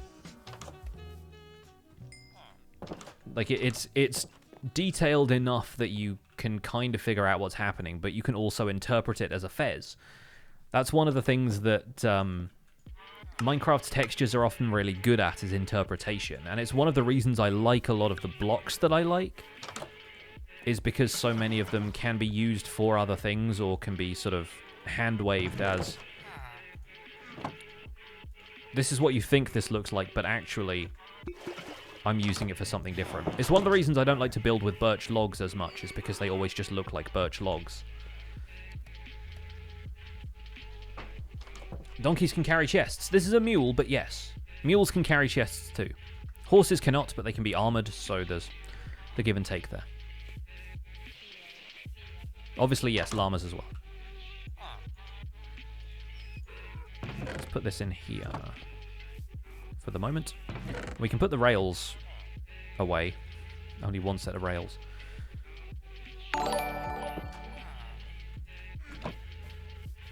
Gaza gifting 2 subs, thank you very much. And Chillinist Villain with the 2 months. Can't get over how joyful you sounded in the latest episode of Survival Guide 2. Yeah, when you get a mending trade basically immediately, that's always cause for celebration. But I am still keeping an eye on my villagers here just in case, because some of them don't turn up to work. In this case, though, don't think we've got too much to worry about there. My shovel, my axe rather, has silk touch on it now, so I need to be like vaguely aware of that. Is this a thunderstorm? Are we having a thunderstorm right now? No. Thankfully, no. Decidedly no.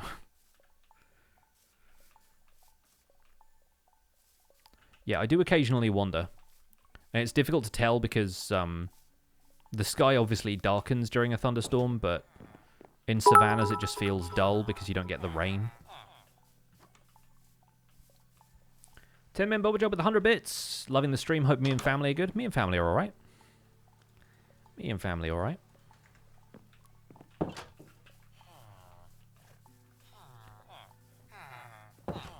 Anyone else finds it rains much more often in 1.18? Yeah, sleeping doesn't reset the weather cycle anymore.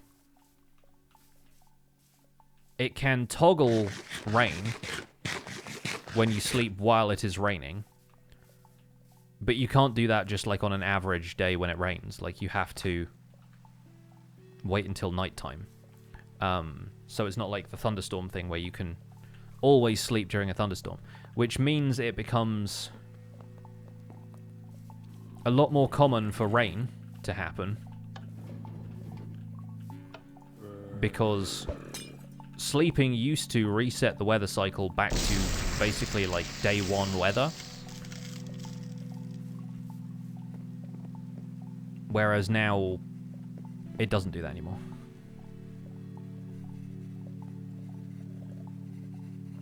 With the new lighting mechanics, thunderstorms don't cause mob spawning anymore, do they? They do. Because it has to be block light. Skylight is unaffected, and thunderstorms only affect skylight.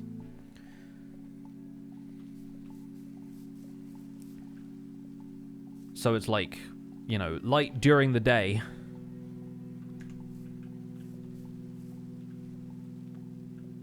Not seeing the Fletcher moving around much.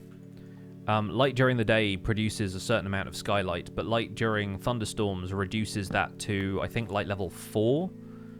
Which is low enough for mobs to spawn. Anything below skylight level 7, and mobs will spawn if there is no block light on the area.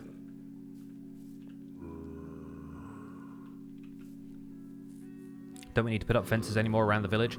I mean, if you sleep frequently enough, the only thing you need to worry about is pillager patrols, because they'll spawn during the day, but zombies won't spawn during the night because you won't let it get to nighttime.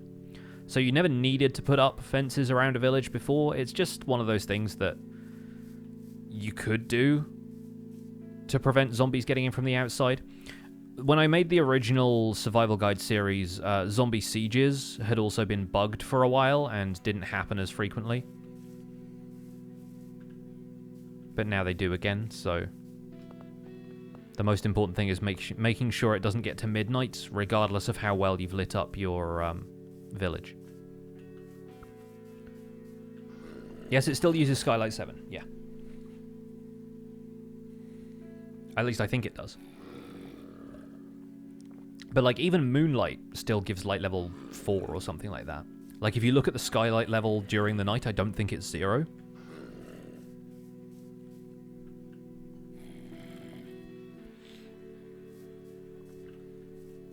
Because that's still to a certain extent, that is still like what the game uses to render light on the blocks around you. And so if there is still some skylight, then it can still feel shadowy under trees and stuff like that, right? Have I ever built a raid farm? I have. Not the super exploitative, like, all of the waves happen at once and it just builds and builds and builds one, but I built a raid farm centered on a pillager outpost so that it spawned captains for you to kill, and there was a villager nearby that started the raids, and they all, like, flood in from the top. I've done that in the previous series.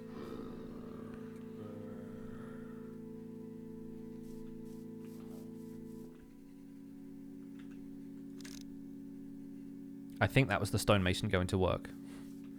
I'm just trying to monitor this Fletcher. I don't trust him.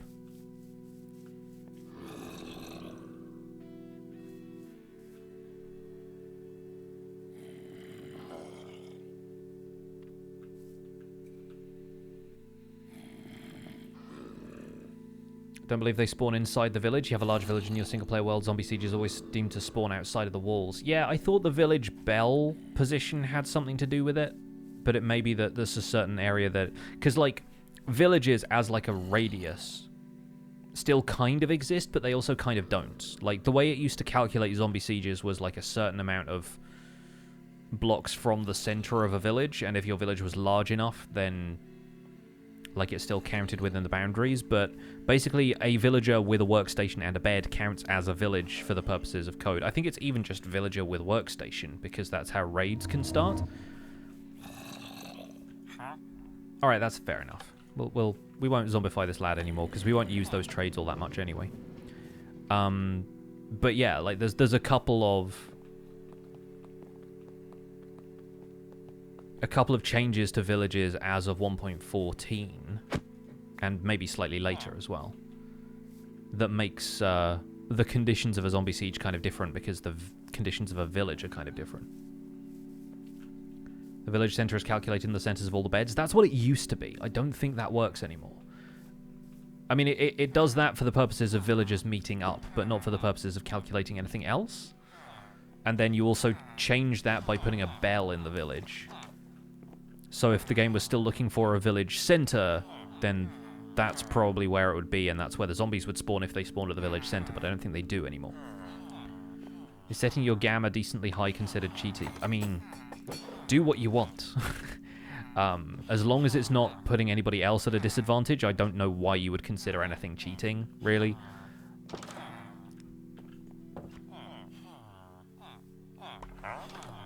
Am I playing on hard, or did I just switch the difficulty for zombification? Both. We haven't locked the difficulty on hard yet, but I see no reason to put it back to normal at this stage. I'll do an episode about difficulty later where I talk about all of this. Are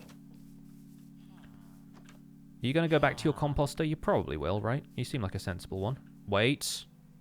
Wait. Novice farmer.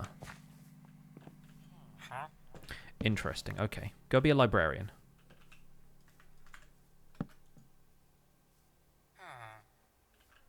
Bring back the man.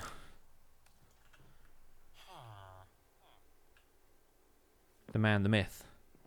The farmer.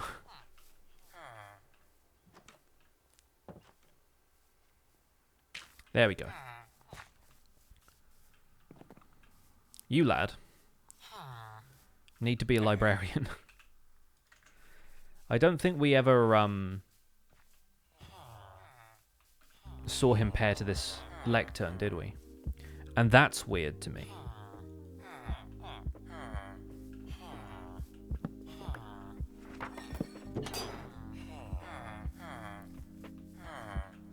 He's on his way now. Doesn't want to pair to the lectern of a dead man. But then again, the farmer that we recruited was happy to be a farmer, so curious. He's already got discounts. I like this lad already. What you got? Ah, same thing. Am I going to defend a raid during Villager Week? Alright, the Mending Brothers. This guy's got Mending for 12. No, I'm not going to do a raid during Villager Week. I don't want to do a raid at this village specifically. Punch 1. Okay, basically any book we're getting now except for like some of the multiplied ones, like Efficiency 5 or whatever, are going to be for 1 emerald. Quick Charge 2, okay. Super Mending Brothers, I like it. Protection 1 ain't really worth it. Channeling, not ready to talk about tridents yet. Bruno has this incredible clip where he re-rolls a villager's workstation a ton of times and he just gets the trident enchantments, or near enough. It's like he gets loyalty, he gets channeling, he gets riptide, he gets impaling, and he's like, I don't want a trident, I don't want a trident, and then he gets depth strider, and it's like, I don't want to look for a trident either. It's very funny. Shout out to Bruno. That man needs more people to talk about him. Protection 2. Getting closer. Zeroing in. Punch 2 again. Yeah.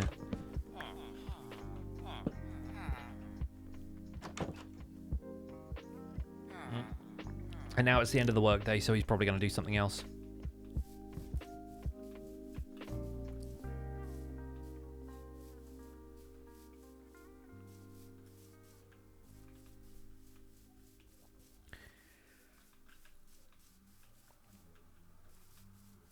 We are going to talk about Bruno. I have decreed it.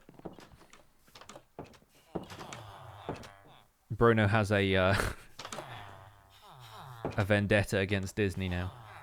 They've slandered him too many times. Let's maybe zombify the cleric, give him a taste of his own medicine. But I think everyone else is at the level where I want them now. Even some of the ones that I haven't actively zombified are giving me low enough trades just based on gossip. Like, look at the leather worker now. I've done nothing to this man.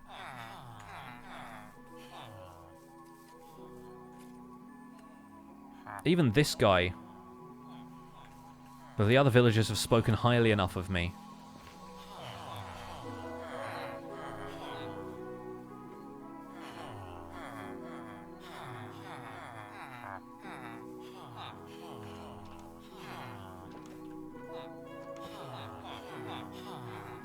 Get the cleric.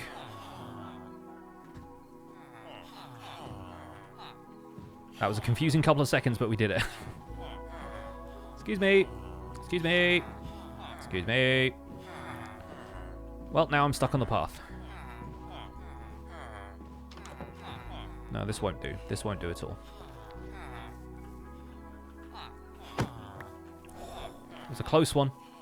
It's a very, very close one.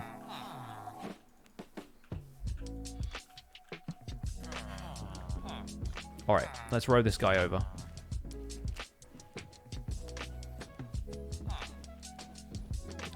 Does curing zombie villagers make them give you better or more stuff when you have Hero of the Village? No. No, like Hero of the Village has them give you stuff via a different mechanic. They will throw stuff on the ground in front of you instead of trading stuff. Hero of the Village gets you a temporary discount on existing trades, but zombifying them is permanent.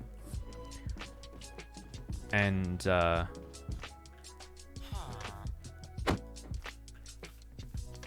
this guy. There we go. Yeah, Hero of the Village is useful for a couple of other things.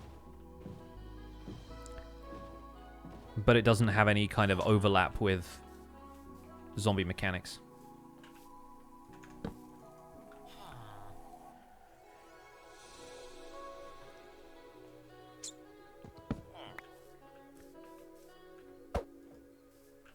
Give me back this boat so I can go and rescue that Fletcher.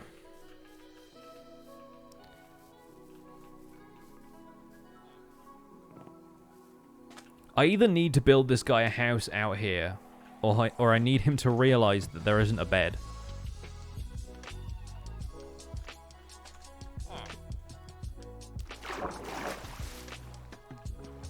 I'm not sure which is better.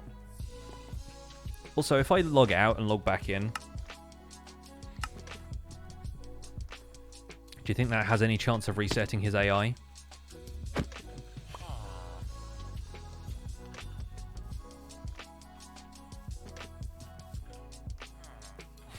Cartographers walking a dangerous line.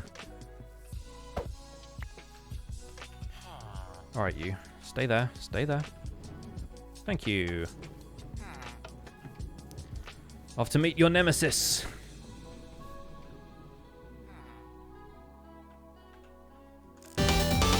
I'm watching you, bud. Oh my goodness. That's an alert I haven't heard in a while. OMG, it's Chris. Thank you for the $50. What?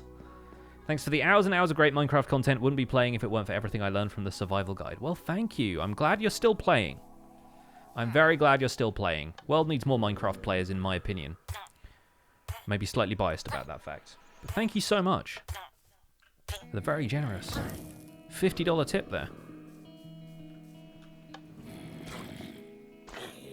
Oh my goodness, what happened?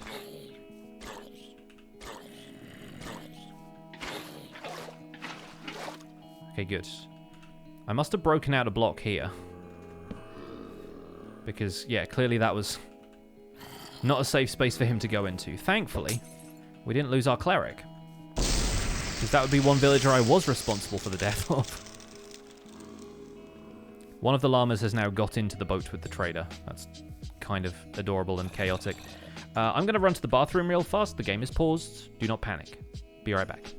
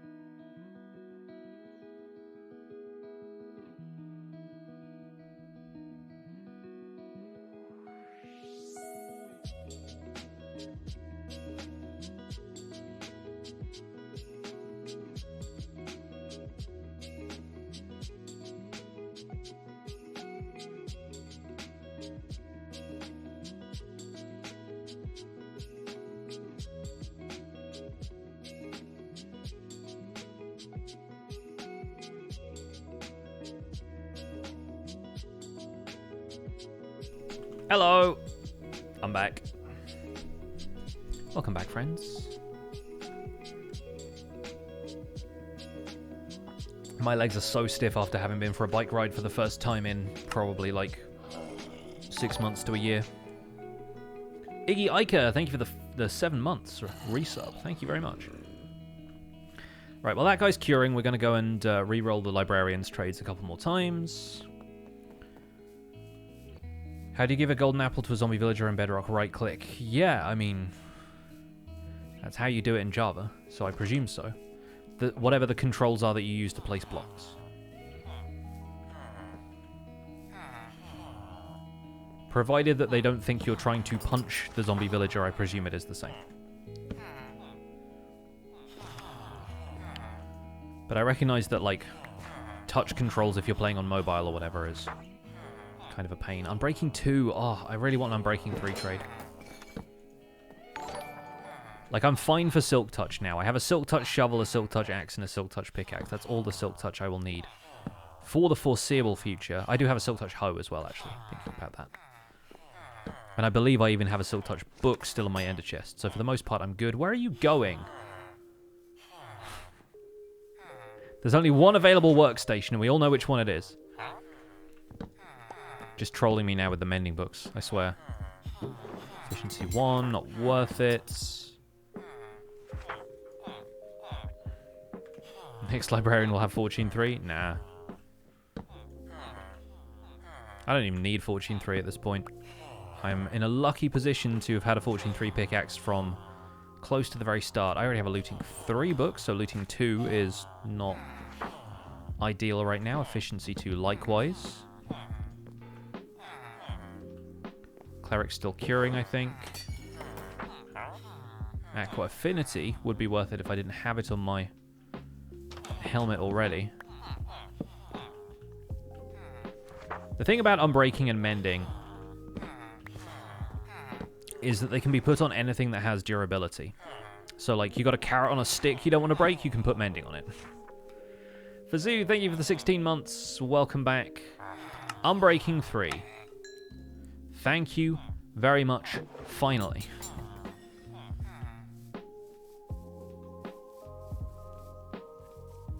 Coast, loast, boast, roast, host. What do you put in the toaster? Bread.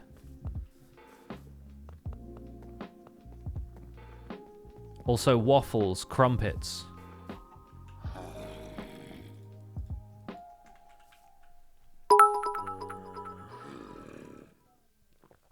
LA16 Finn says your content is unbreaking.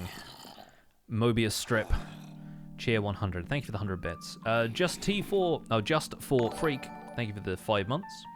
As we're still in the village a week, what new kind of profession would I like to see in future? You see, I had an idea a while ago for a geomancer villager who you could trade emeralds and like a totem of undying to, or a nether star, or one of the more sort of powerful and difficult to obtain items in the game. Difficult in inverted commas, because yes, we all know raid farms exist and whatnot.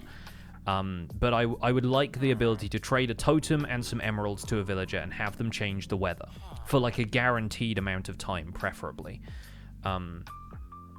Because it's nice to be able to control when there's a thunderstorm, but I like the idea of a villager having that ability so that players don't just like spam a thunder totem or something like that.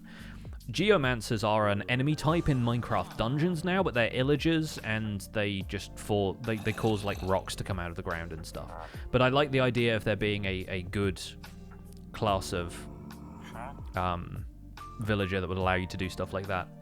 Like rain totems in Stardew Valley. Probably where I got the idea from, to be quite honest.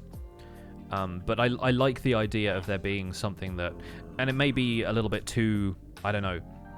Like the idea of them being totems in the first place. I'm not sure what, like, the kind of spiritual, you know, toes they could be treading on there. A lot of First Nations people might have their opinions about that. I don't know. But, yeah, there's some interesting mechanics that could be had if you had the ability to control the weather in some way. It's one aspect of Minecraft that... Wow! That's a glow up. He suddenly has full gold armor. Now we know what the cleric's been doing with all that gold I've traded in. That's hilarious. Yeah, alright. Get back in the box.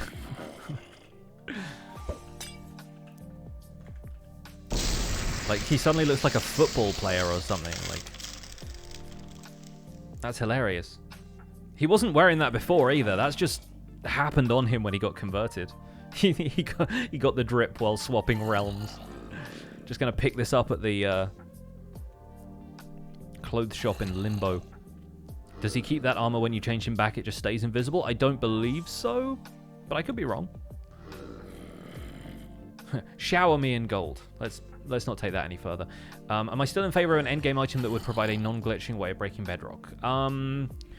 Honestly, no, as long as the current glitches that are used to break bedrock remain in place, because I don't feel like it's something that the average player should just be able to do, because then why is there bedrock in the first place, right? And once you have a legit way of breaking bedrock, why is it not just a pickaxe?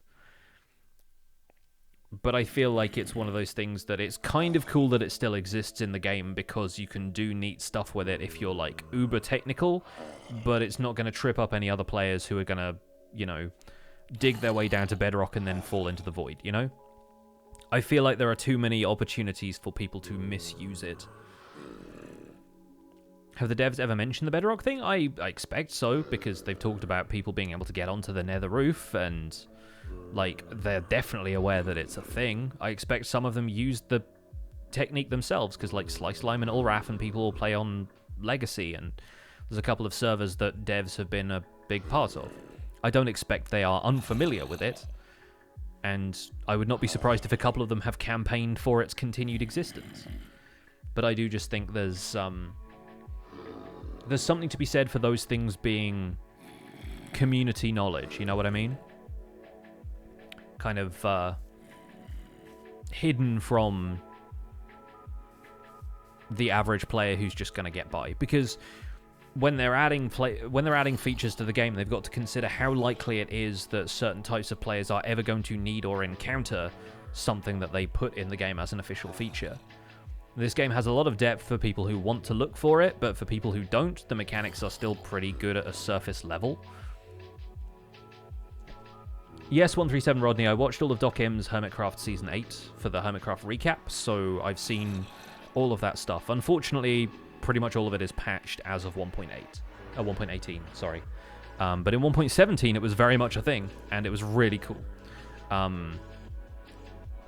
feel like the kind of stuff that relies on, you know, update suppression and whatnot, that's kind of in the same realm as bedrock breaking for me. It's the kind of stuff that, like, it's a lot of effort for people who want to use it. You can do some remarkably cool stuff with it, but I don't know if it's the kind of stuff that should be somehow implemented into the vanilla game just because we found a way to do that was unintended, right?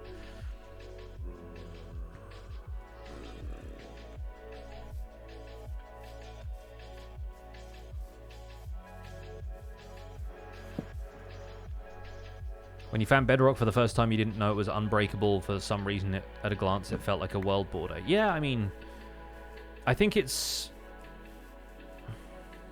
this guy. I might try zombifying and curing him one more time and see if that fixes his idea of where his bed should be. But yeah, like, the first time I ever saw bedrock was in the Nether in the Xbox 360 edition, because the Nether was confined to, like, a 256 block cube, not even cube, like square area, because it was 128 blocks tall. But there was a bedrock wall in the Nether preventing you from going any further, and the Nether terrain didn't always form up around it, so you got to actually see a lot of bedrock, and it was in the same kind of jagged pattern as it was in, you know, the floor of the world. So it's kind of always been something of a hard border for me, and I've never really thought of it as anything else. The Fletcher is literally out here throwing the shepherd is out here throwing the Fletcher a life preserver. You know, he's throwing the rubber ring out to him, being like, come back to the path. At least he knows where he's going. That's our master librarian. That's Mending Lad. Thank goodness he's still there. Where is librarian number 3? He's over here. I'm curious about where you sleep, which is a very creepy, weird thing to say. But I do wonder if a villager died, they died of suffocation. But again, didn't see anything in the logs, so very curious about that. Thanks, Proudstone. I'm glad you're enjoying the series. Let's chat to our friend the farmer and see if we can buy some more of these. Oh, good, we can. The Fletcher is possessed. but by what I am unclear. The good thing is he keeps coming back to his workstation, so ultimately we can keep trading with him. And I still have a couple of stacks of string from the spider spawner, which we can chew through for emeralds now. We got loads more of that where that came from as well. Have we ever discussed the possibility of adding hopper support to crafting tables and being able to craft recipes automatically on the Spawn Chunks podcast? We almost certainly have. I will look up on my Google Docs which episode, because it probably wouldn't have been significant enough. Auto crafting. Let's see.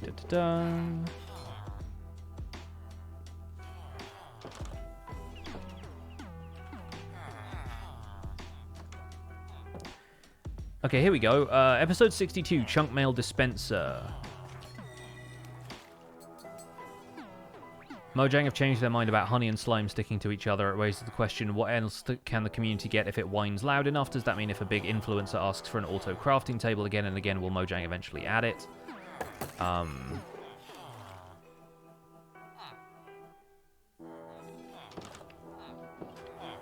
Yeah, so we've definitely talked about it a couple of times. It comes up occasionally, usually in listener email, because people are like, what if?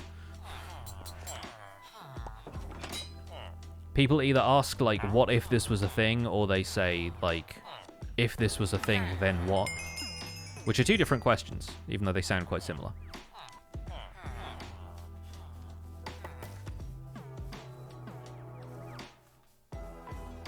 Did I use or lose my levels? I used them, because we now have a lot of stuff that we can combine through Librarian's enchanted books. So most of the levels I ended up spending were combining the sword, so it had looting and mending, putting mending on my various other tools, adding silk touch to this axe, getting a silk touch shovel. Like, it's all the XP ended up getting spent at the end of the last episode. And since then, I've had mending on my equipment, so I've not been able to gather as much XP because I was mending my tools. Tachi Gamer, thank you for the 21 months. 21 months is a while, you are correct.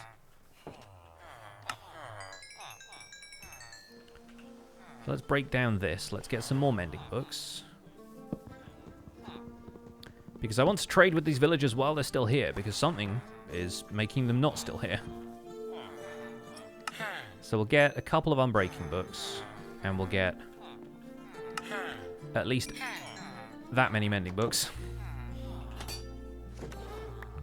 We'll throw out the sticks, we'll throw out the slabs for the minute, and then we'll go and put these away.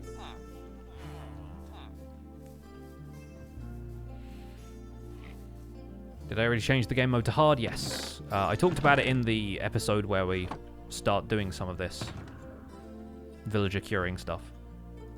So it will not have gone unacknowledged, but I do plan on doing a proper episode about changing to the hard difficulty and what that means and whether we're doing it permanently. So right now the difficulty is not locked, because you can lock it. But I also don't want to casually change the difficulty to peaceful and then have stuff like the zombie that we captured for this completely despawn if we're in loaded chunks. So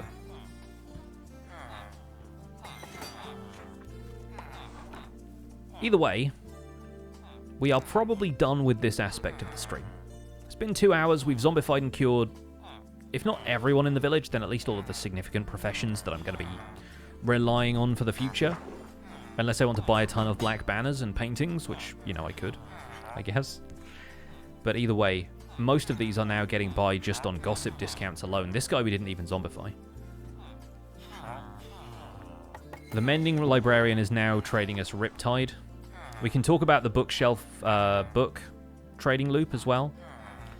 But let's see if he has any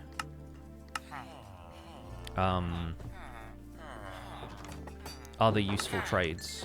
Like, let's see if he has the glass trade to start with. We'll get a ton more bookshelves, because I like having bookshelves. And then we can break these down.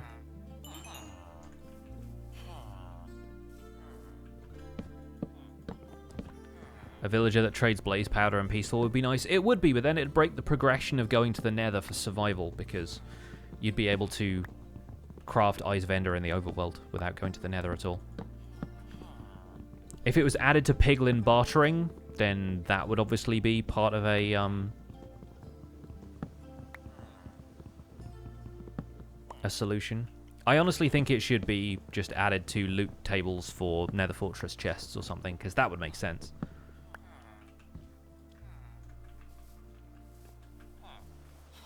Like, you still have to find the structure in order to get hold of it, but then it becomes, you know,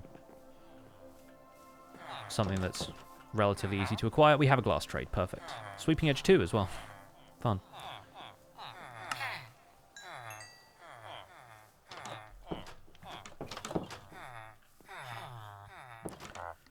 And I guess, if I can rustle up a few more emeralds from somewhere, I can think of a few ways.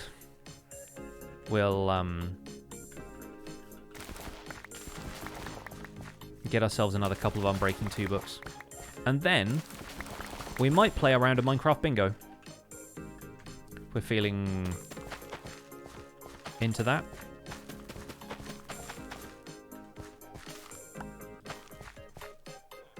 Why don't I just keep a librarian by my starting house? Because this village has a ton of villagers already.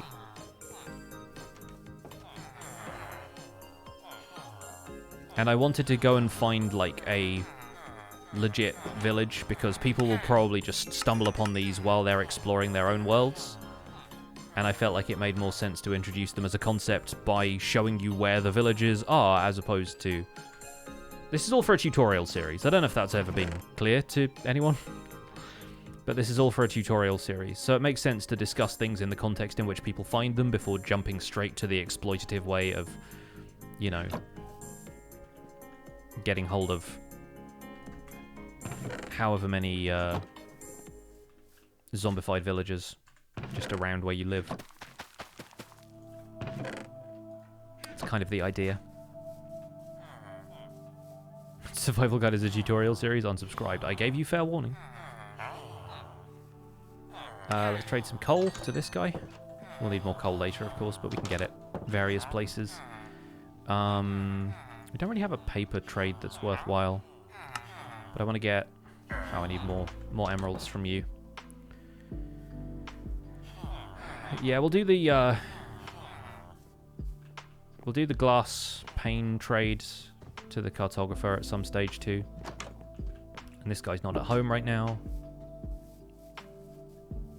There he is. Haven't fully zombified you.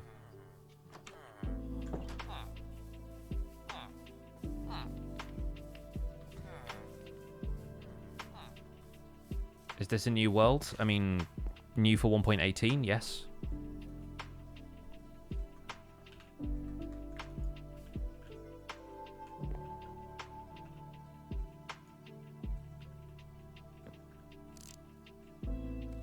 This guy's bed is here, but he doesn't seem to want to go to it. I don't know why.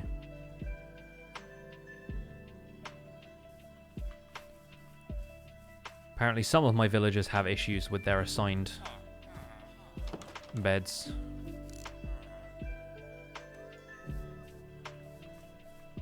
Something's off. What else do we have here that we can trade? I guess sticks to the Fletcher again for a bit.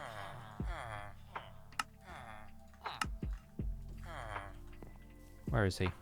Where have you gone?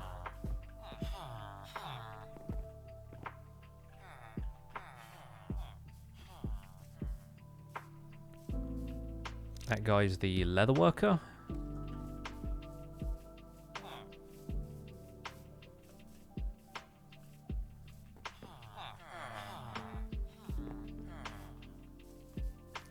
Fletcher is going to get impaled by a trident one of these days. See, drowned don't spawn as often in river biomes, but it can certainly happen. 16 is a nice number for that trade.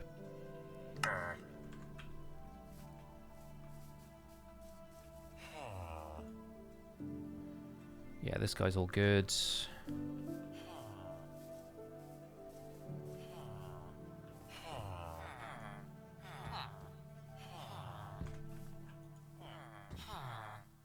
We're all good for you.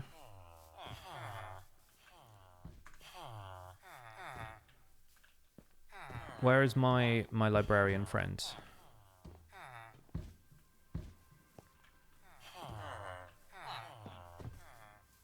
Is it you? You're the mending guy. There he is. He lives. Thank you for the book. Now, trade more things. Lanterns. Projectile protection. Goods. Trade more things. Glass. Fortune 3. Wonderful, okay. Well, we have plenty of Fortune 3, but we have more alternatives for Fortune 3, I guess.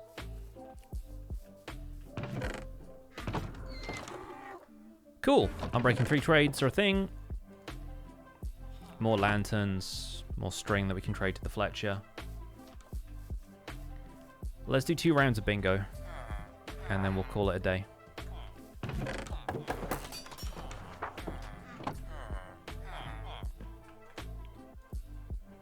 And that will be the end of the episode where I can talk about all of the fun we're having with our new zombified and hopefully not dead villagers.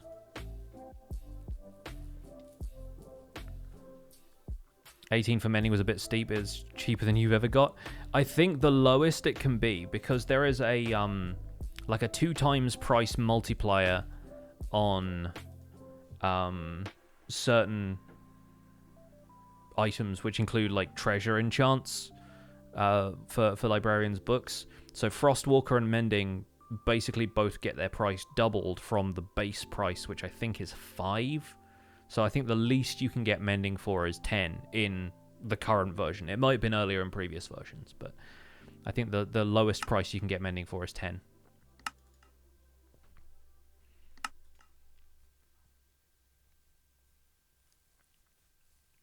You have a Mending 1? Well, yeah, I mean, I have a guy who trades me Mending for 1 emerald too, but like before Zombification, I mean. The lowest base price they will give you.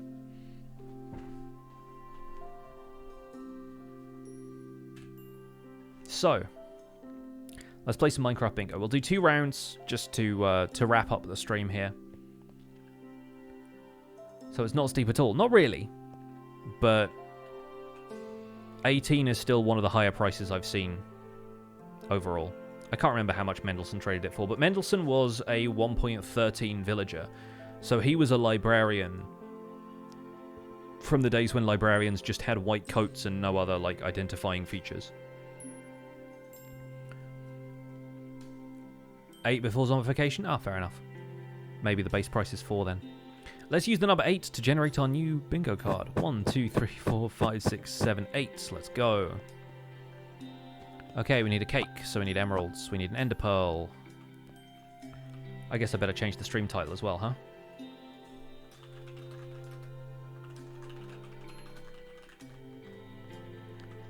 Minecraft Bingo. Aiming for sub 30.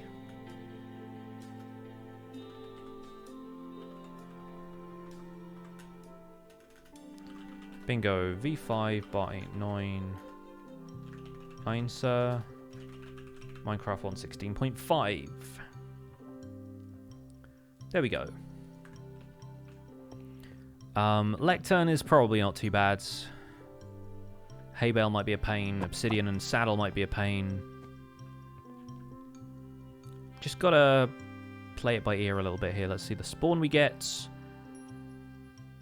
Yikes. Yeah, that's a pain. The only shipwreck in existence is over there underneath an ocean monument. Fat chance of us getting that. Well, there's a desert over there at least. And that's the closest landmass. So I think we'll go for that. Get the cactus. Chop down some trees and go from there. We need the birch for the saplings, so we might as well go that way. Any dolphins? Dolphins are all over there. Never mind. Let's just go swimming. Well, this is a great start. We'll see how we do. What is bingo? Bingo is basically what bingo is in everything else, you get a card with 25 items, and you have to either get a line on a horizontal, vertical, or diagonal, or in this case, we're aiming for the entire card being completed. And there's a timer to the right of the bingo card that you see in the lower left of your screen, which will display how long we've been doing this. And basically, it's a speed run to get all 25 of these items. So in this case, my times have got down as low as 29 minutes and I think 7 seconds or something like that. Or was it 6? 29:06? I forget. But either way, you're basically speedrunning to get all these items. That's how it works. So we're going to start by blocking ourselves in here, getting a wooden pickaxe, getting some stone. Making a stone pickaxe. If I can pick up that last bit of cobblestone, thank you. How do you set the bingo up? You can install it. If you do ! bingo, you can see the download for this most recent version.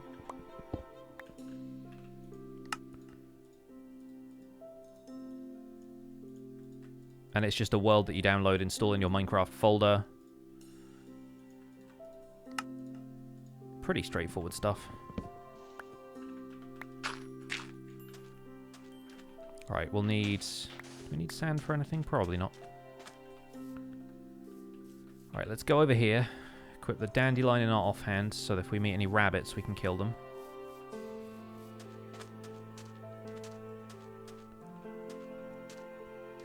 We need green dye. We don't need cyan, so we can just take one cactus. Don't see any rabbits around here. Yeah, unfortunate. We can probably just go back and get some more birchwood so we can get the sapling. Maybe a rabbit will spawn in the meantime. There's some coal up there that we can get. So the whole idea behind bingo is really just a test of your awareness of your surroundings and knowledge of how to get the obscure items in Minecraft. So like mushroom stew is something that most people don't bother crafting in vanilla Minecraft, and there will be exceptions to that, like in before everybody says like, oh, I craft mushroom stew all the time. Like, what am I, the exception? Yes, you're very much the exception. But that's a good thing to be.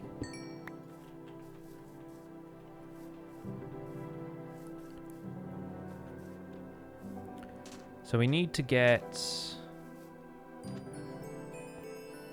a few other bits and pieces. Let's grab a poppy now so that we can hopefully find some lapis. Got cold biomes this way so we can get the snow from over there. But is this a jungle in the meantime? It's a really bright grass color.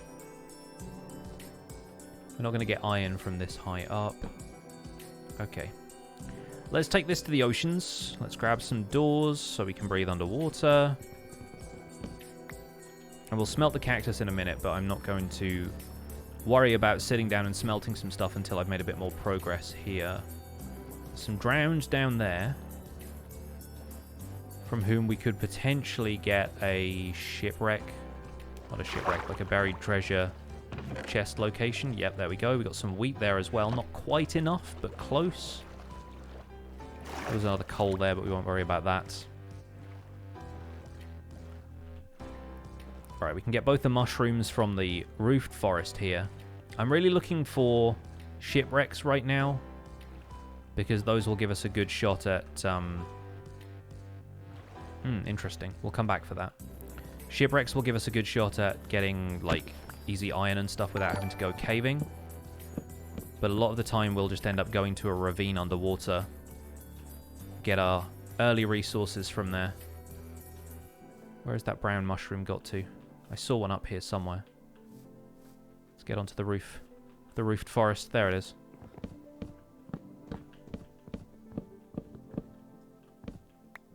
There we go, we got one. So that's the mushroom stew ingredients sorted out. We don't need a fermented spider eye this time, because there's a couple of other things that come up quite frequently in these bingo runs, which we don't need to worry about right now. We're basically on a level with where the buried treasure is, so let's go this way. And we're hoping to get diamonds from this. Wait a second, I'm walking in the wrong direction. I need to be heading this way. Did I think I do? Yeah, east. There we go. Oh, yikes. Big old forest fire.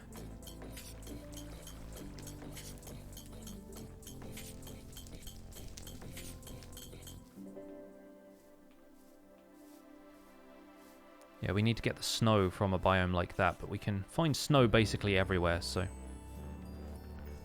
plenty we can do.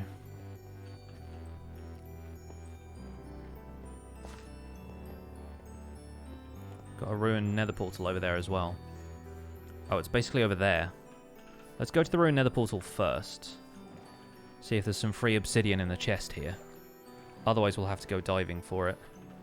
We need to take a brief stop over here for sugar. Thank you for that. And we'll actually need more of that if we're going to make a lectern. So, yeah, 12 should be enough. 13 for good measure. What have you got? No obsidian. Rest of that isn't going to matter much, but we'll take the tools. Equip this helmet, look at the treasure map, go down this way. Had the best nether spawn, basalt delta right at the edge of a fatal cliff. Nice. Very fun.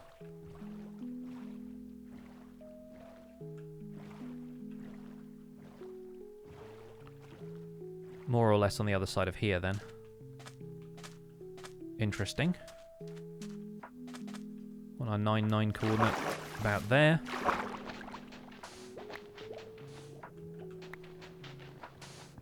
Incredible. Okay, we don't have any diamonds, but we don't need them, so that's fine.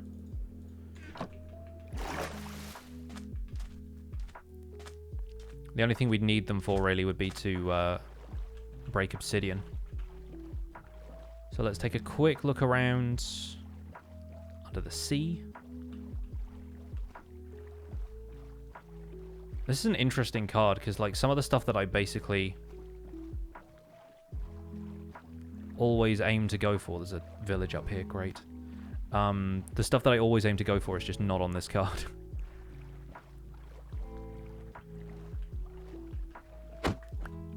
If only farmers traded cake as one of their initial trades. We'd still be out of luck because don't really have any great opportunities to get iron, but there we go. To get emeralds, rather. Let's see what's in here. Got apples, good. Emeralds. It's like this entire community of farmers. Thanks for the bread. It's the first time I've traded in one of these worlds. That's good to know. Okay, bookshelves, lectern, easy. Don't need to worry about that anymore. We don't need a book either. Let's see. There's flint, there's cods, bunch of stuff we can get. It's actually a plains village too. That's wild. I didn't expect to see that here, but then it's probably spawning from like one square of plains in this neighborhood. I was expecting it to be a spruce village because it ended up in a spruce area. Anyway, we can throw this now. Alright. Getting close to nighttime, so we're looking for creepers. So we can get gunpowder. Thank you. We need Enderman for ender pearls. That's more or less the only thing that we need from nighttime here. There's our flint. Alright, I'm probably going to go diving now. We don't need the lilacs.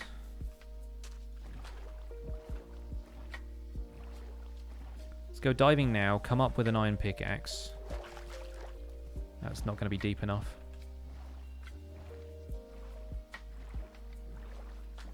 I sort of wonder if we should head back towards spawn to get chickens.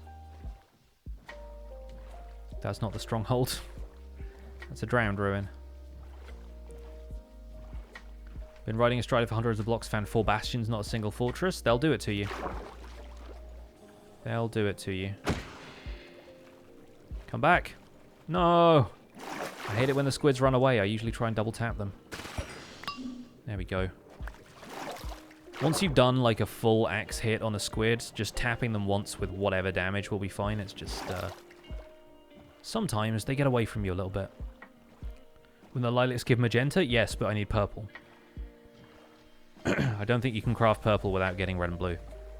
You can craft magenta 6 different ways, but you can't craft purple without red and blue.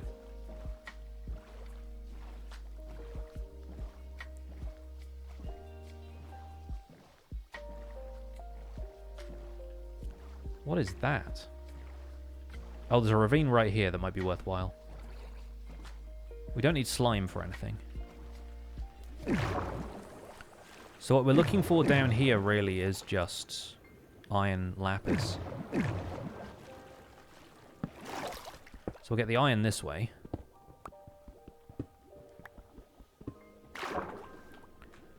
We'll start smelting that while we work on crafting our iron pickaxe.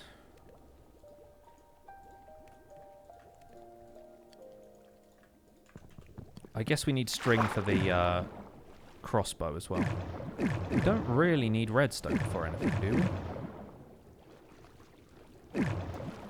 we? Oh, and diamonds might be nice for the obsidian if we can get them.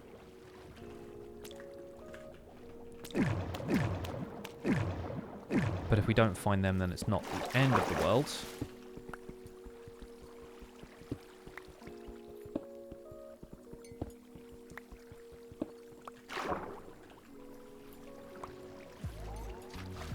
Yeah, the empty map is the one thing we need redstone for.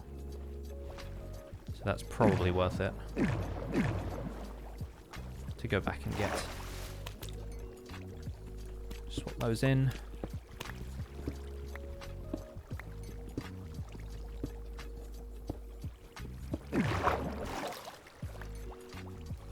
Any diamonds in here? Just gonna do a quick check of the cave layouts. Oh, hello. Nice. Great work. Keep attacking each other.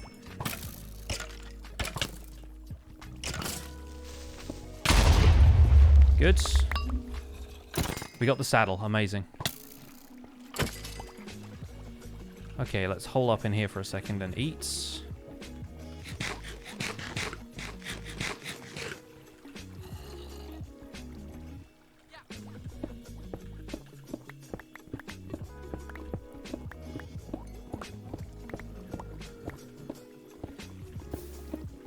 Still don't have diamonds or obsidian, so probably best if we find a cave. Right, ain't looking likely. We've got 2 records as well. I'm like, please. Don't need these. Yeah, we'll get the arrow on the way back through.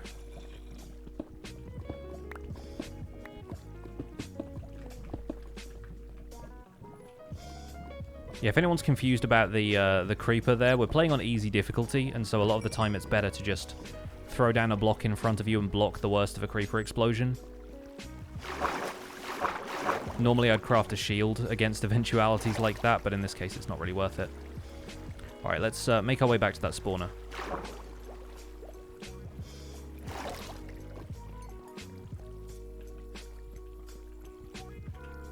Alright, we got the arrows. We don't need the TNT.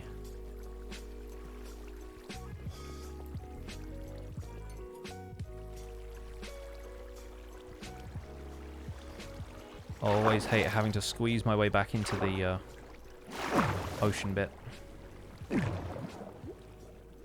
Let's go back to where we were smelting that iron, because we left it alone for a bit too long, I think. Kind of wasted the fuel there. Ow. Okay, we're back. Let's smelt a bit more of that. We've got loads of iron now, though. So we can basically do most of the stuff that we need to do with the iron, like make rails. Can throw those away. Let's also throw out these. We have the string we need to make the crossbow, so that just needs a tripwire hook. And voila, a crossbow appears. I don't have enough string to make that. We can craft another furnace to smelt down the the green dye. We can craft blue and red, so we can make the purple. That's that. We can do the mushroom stew now. And this is where we do all of our crafting, basically. Let's smelt a little bit more of this, so that we can make a stone cutter. In fact, we can probably just do this with planks. We don't really need to use the coal for that. We can put the coal in here. We didn't... Did we not pick up the redstone? Dang it. Okay, there's some more over here, but... Yeah, I think I just had too much stuff in my inventory at that point to pick up the redstone dust.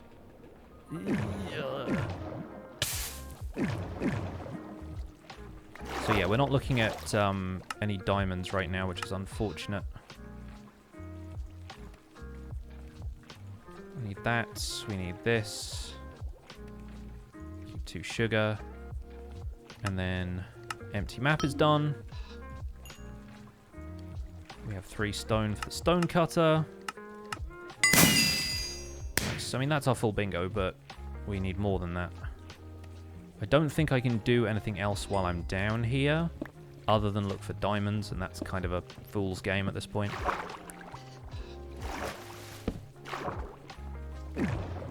So let's head to the surface. Looking for ender pearls in caves is a pain, but it's not impossible. So if we can't find an enderman right now, we can always go looking for those in caves later. There's our cod. And once again, my inventory is full. I am once again asking for your cod. Seriously, come on. Where'd it go? Just kill one of these. Or not, because they just disappeared. Thank you. Gosh. That was me thinking we could do that kind of swiftly. Fat chance.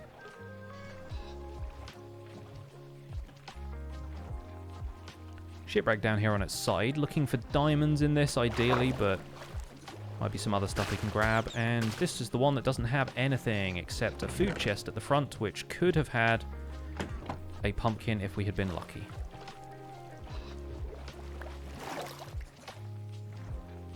No worries. Let's still... Yeah, let's aim back for spawn so we can look for chickens. The cake is always tough, but never impossible. Yeah, basically everything else we need for it, because we need 3 buckets. But then it's just going to be a matter of looking for diamonds in appropriate ravines, finding that jungle, which I probably watched a jungle just sail past. Cake is milk, eggs, wheat, and sugar. 2 eggs, no, sorry, 2 sugar, 1 egg, 3 wheat, 3 milk. So you need 3 buckets for it, basically. There's our snow that I need to make sure I get. Too late for endermen to spawn now, but we can hopefully find one in a cave. They tend to show up in really weird places too, so if we stumble into one, then great. If not, there goes the run, I guess. Okay, at this point I need to just chuck some stuff out of my inventory that I don't need anymore. We can get this on the go, make snow. Snow layers. And frankly, we don't need the hoe either, even though it's got silk touch. That's really funny. Any rabbits around here?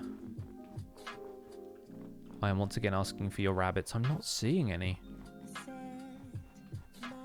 There's odd spawning things that go on when it's like snowy tundra, because I think sometimes the game thinks it's a different biome. It's like a snowy beach or something like that, and you don't get the same spawns there. That's why I have such trouble looking for strays when I need them.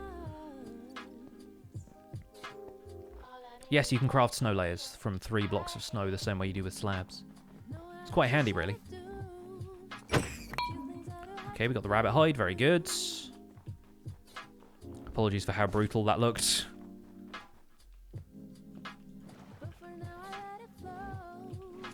Find the first adorable mob you see and kill it.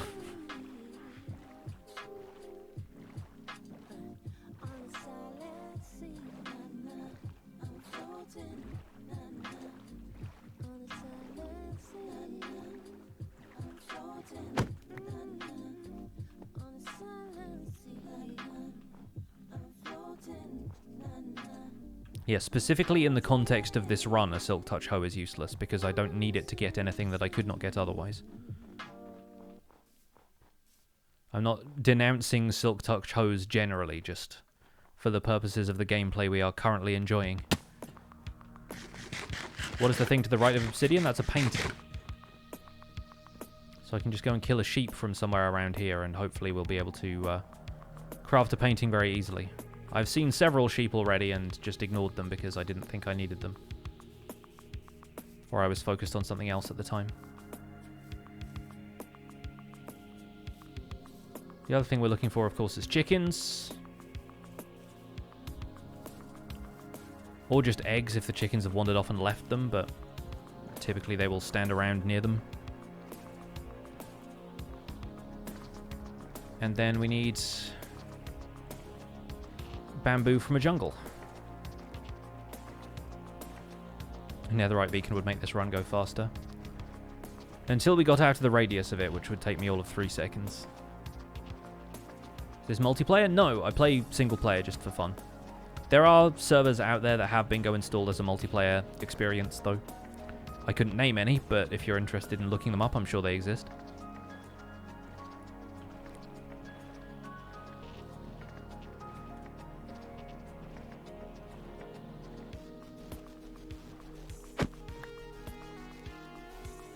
If you're really lucky, you can get bamboo from a shipwreck. Yeah, that's one of the reasons I checked the chest back there. But then we'd still have to break down the bones to get hold of some bone meal in the first place. We'll do this now, and of course I left all my logs somewhere else. They're in my other pants, I guess. So we'll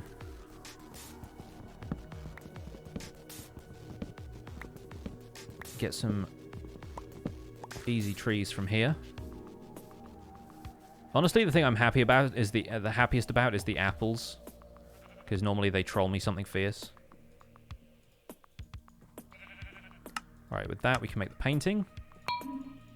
Let's make 3 buckets because we can, and then we'll throw this. Well, throw the iron ore on the ground, but we don't really need the iron ore anymore, so that's kind of fine. We also don't need the redstone anymore either, or the mushrooms. There's a lot of stuff in here we actually don't need. We do need the sugar and the string, though, so let's not dupe ourselves into throwing that away. Hey, lay an egg.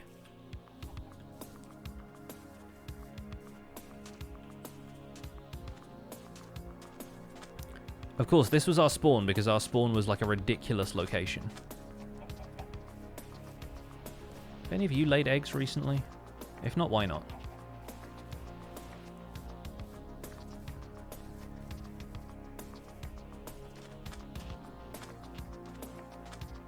Okay, there's another ruined portal down there. I don't think this is the one I checked before, so we'll go looking for obsidian there. That will save us the look for diamonds if we need to find diamonds. That's going to take a while. Although there's another ravine right here that looks deep enough, so I guess we scrounge here, and if we don't find it, we go diving for diamonds with a single door.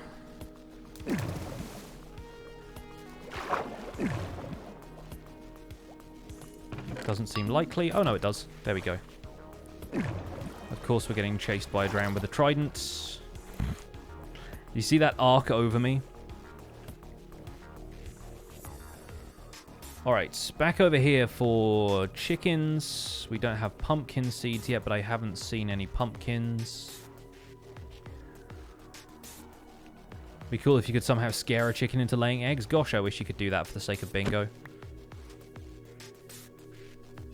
It's part of the fun, though, is planning out all of this stuff, like the strategy, the order in which you do things mattering so much.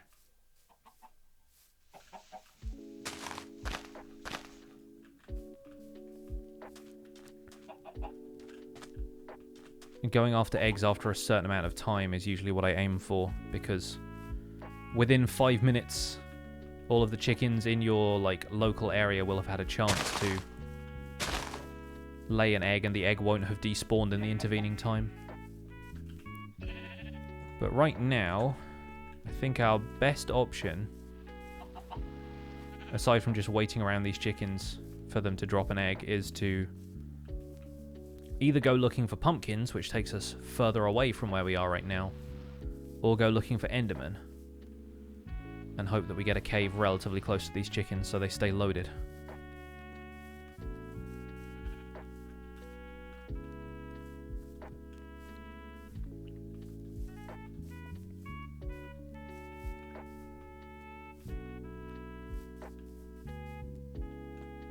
Any Endermen in this cave? Could happen, but it didn't. I have the string already. I have 2 string, in fact. Okay, there's a baby zombie noise here, which means there could be a dungeon, but what would the dungeon offer me? Potentially pumpkin seeds. Let's try it.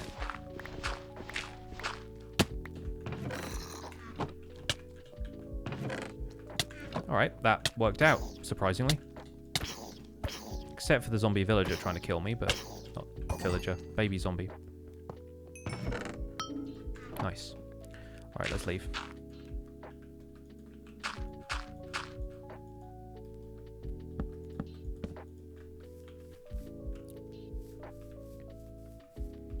If I'd heard an Enderman noise in there, that would have made my day, but unfortunately my day has not been made yet.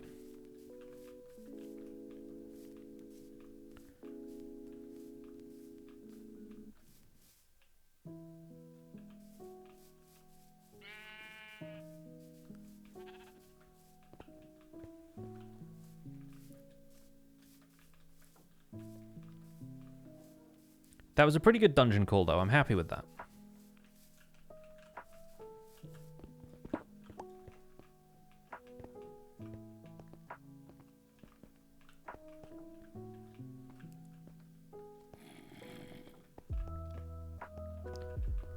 All right.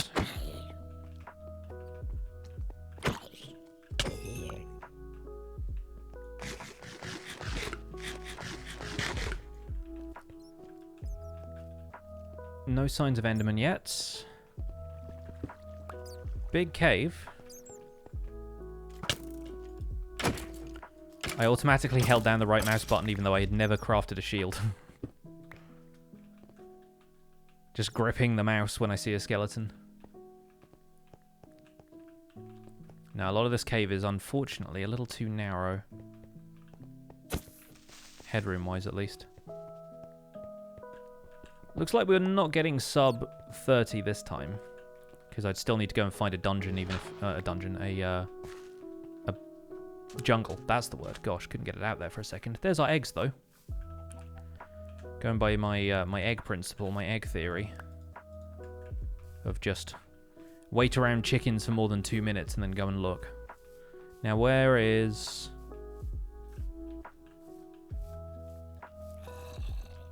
cow? Where is cow, please? How can you get bingo for Bedrock? I mean, search the marketplace for anything you want on Bedrock, and if it's not there, you might not be able to get it.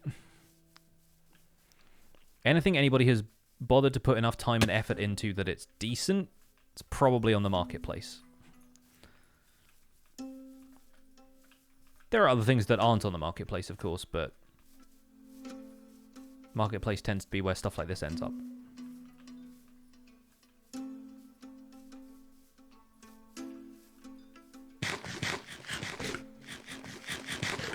I am, of course, not finding a cow, but that's fine. We've reached 30 minutes anyway. Can we milk this bee? Bring him milk of the poppy.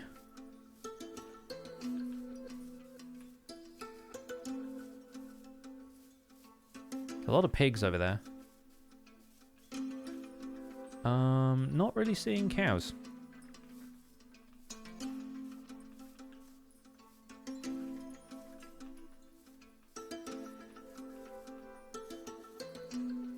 Yes, there's our cake percent run has not gone well.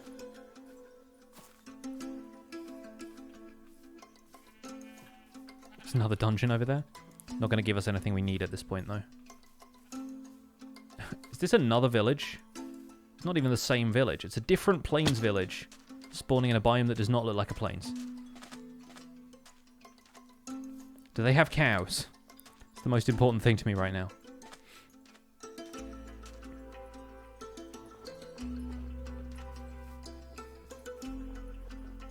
They have cats. There they have cows. Alright, let's throw these. Cake! Okay, and we'll throw those permanently because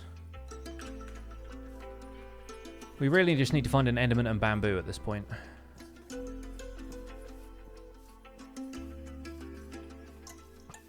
Which is going to be more difficult on night 2 because I'm pretty sure endermen, being more exotic enemies, are more likely to spawn on night 1. Is that another village? Why do I feel like we should get an ender pearl just by standing here and digging a hole, probably?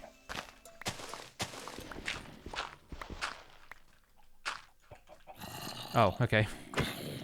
You're not an enderman. This is where I die. Except not, because zombie collision sucks. And now that enderman is probably gone. Stop it! Trying to fight the enderman!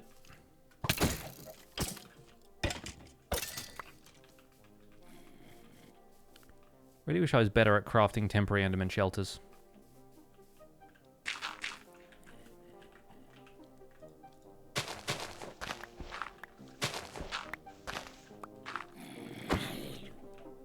No.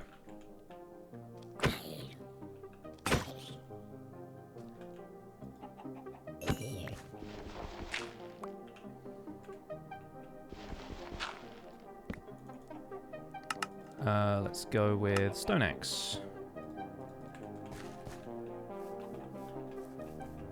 Oi. Wasn't sure if he could see me through the grass. He could.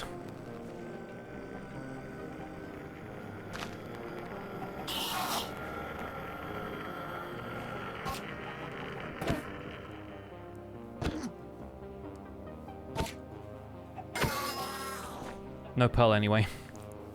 Fine. Call the run dead there. Not bad.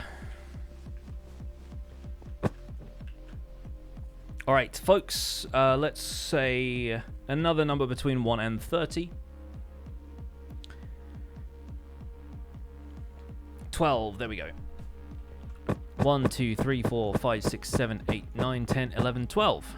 We need the ender pearl again. We need a full block of redstone. We don't have any diamonds from that run. The ender pearl is going to be a problem. The TNT might be, but we might get lucky with that. This is another one of those miscellaneous items. A bit more stuff that I'm like attuned to finding. The iron is going to be a bit of an issue, but not the worst thing in the world.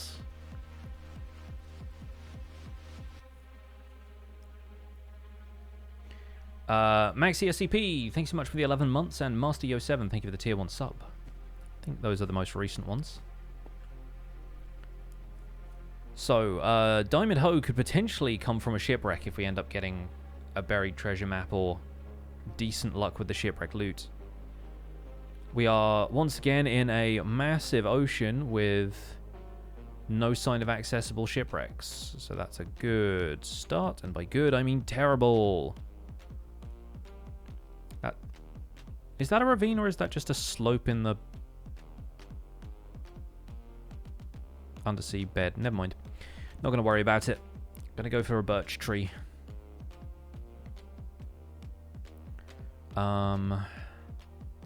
Seeing a tiger biome over there.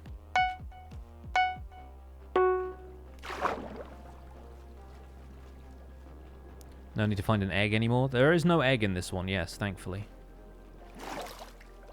There's a lot of other things that are a bit of a pain to find. Let's get some wood here. What is it with all these ocean spawn points? I know. Bane of my existence.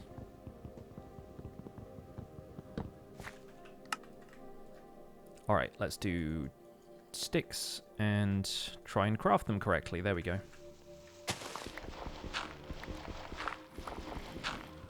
I hear a zombie right here, so we could dig down into a dungeon if we're not careful.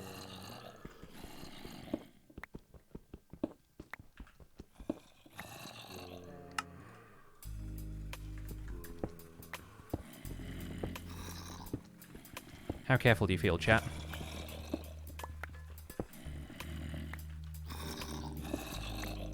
Okay, bad spawn for the chests. We'll go around. We'll probably need this much stone anyway, so we need to make a furnace and sacrifice it. Need to do a couple of other bits and pieces.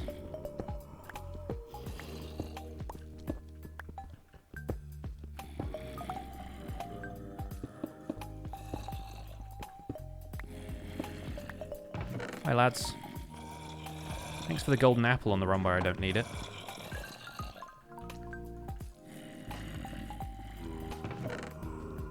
There we go, just about. Alright, let's skedaddle. Unfortunately, that did not have a huge amount of stuff that we needed, but we can make 2 furnaces. We can at least make a shovel, and then let's get out of here and we'll assess what we can do next. What we can do next is trap ourselves in the...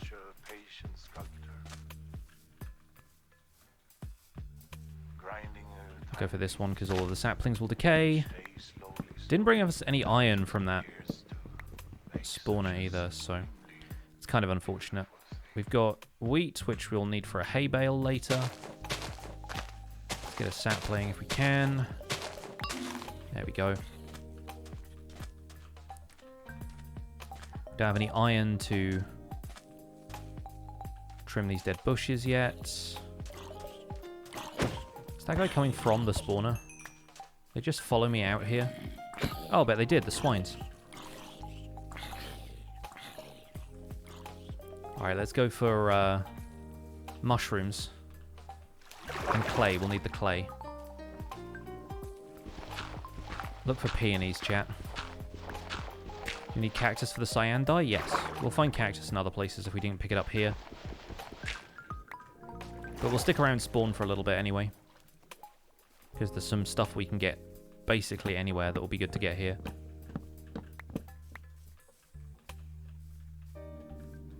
There's our brown mushroom. Always try and get to higher ground to look for these for some reason.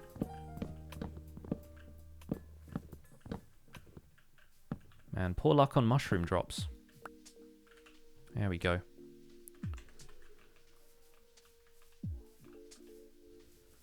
Is there a peony over there? Yes. Peonies are good for pink dye.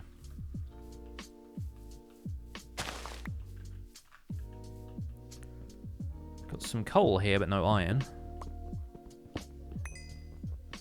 So I think once again we're going to try and find a decent ocean biome.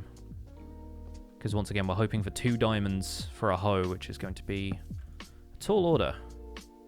If we can't find it somewhere else.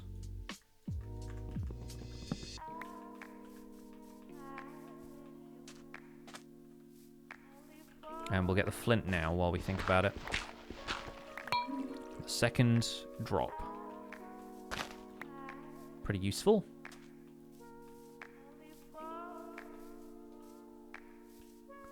Let's go around. We need to look for a sea pickle while we're out here. There are some warm oceans around. Why don't I make the suspicious stew? I don't want to stop and craft a bunch of stuff until I have like 5 or 6 things I can craft, because otherwise I'm just stopping to craft stuff every 5 minutes. It takes more time. There are some things that I'll get from biomes circumstantially because I can't find them anywhere else, and that's when I'll, like, make a bit of a detour, but most of the time if I spot something I can do, I'll go and do that first, and then we'll spend a bit of time crafting everything later so that we can do that all at once instead of the time it takes to set up the crafting table, get all of our stuff in order, break the crafting table again and move again, you know. I don't know if this spruce biome has any berries. I can't see any from here. We'll have to go in and take a look. It's a little close to the snow plains, but that means rabbits, which means cooked rabbit, but not rabbit hide. Okay. Well, raw rabbit in this case.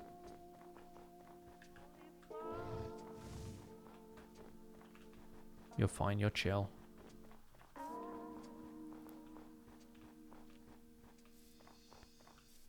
I see poppies, but not berries. Big ravine. Lots of iron down there, probably. Might have to go with this for a source of iron.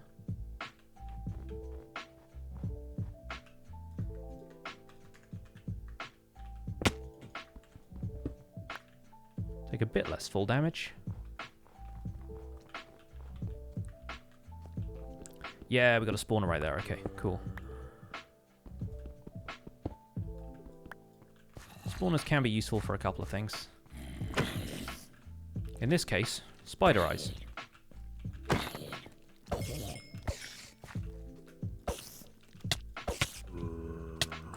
Ow. Not always my favorite thing. We get ganged up on like that. But this should be slightly safer. There we go, we got a spider eye. Second try. Not too bad.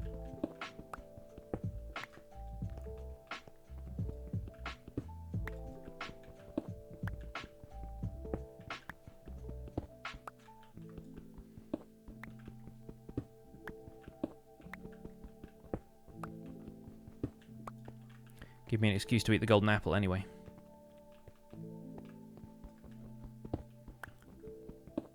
We need a spawner counter? Don't worry about the spawner counter. I mean, the game mode, like the map, has been customized, so there are more spawners in the game than there would be otherwise. It's like dimension data pack stuff, so it's not as remarkable as it at first seems. So we'll need a lot of coal for that, actually. So let's go and grab some more coal real fast while that stuff is smelting.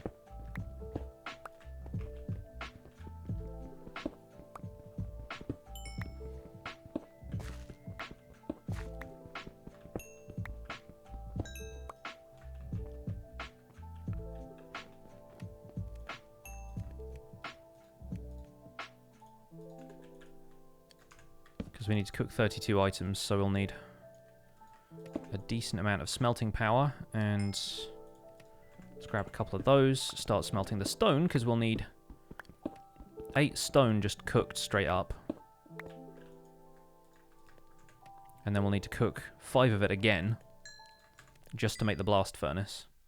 Oh, dang it, I've done the wrong thing. I always end up doing that. I always end up making bricks. We don't need a flower pot. Boo. Get out of here. Alright, let's come back to this place with more clay then. So we can get all this stuff done now.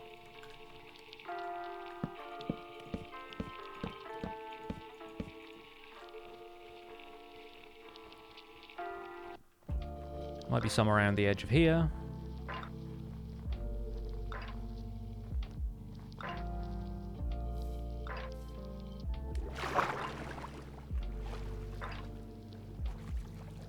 Yeah, we got some there. It's usually okay to find clay, more or less anywhere there's water, but man, it's annoying that I always automatically go to bricks. And it's because of previous bingo rounds, right? Like, it's because of having done... Yes. Well, good thing we did that then. Serendipitous. It's because so many of the other bingo runs required you to get a brick or a flower pot, and he's only added the pink glazed terracotta recently, so...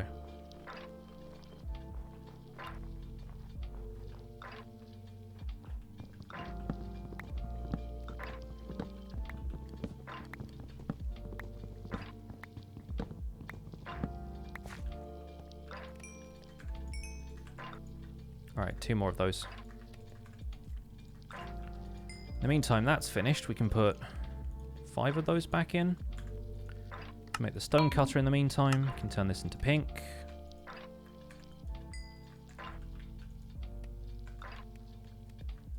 And I don't think we need to make anything else. We can probably do the hopper minecart now, which will leave us enough for a pickaxe. Perfect.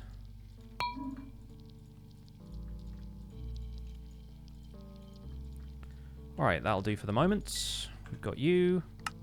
We've got you. We smelt 1 of those.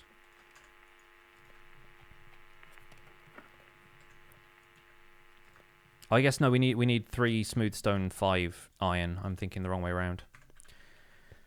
The reason I'm thinking that way is because it would be cheaper for me to get the smooth stone and not the iron, and the iron is a pain, so...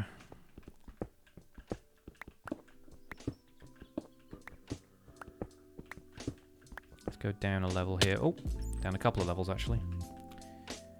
Oh, there's another spawner right there. I have terrible health, but why not? Got a name tag and a bucket, so that's fine. Oh, there's some more wheat in there as well, actually. Which isn't quite enough to get us what we want, but it's... Wow, okay, that's... I can see why the zombie's not leaving. Bring it. No, they're not moving. Fair enough.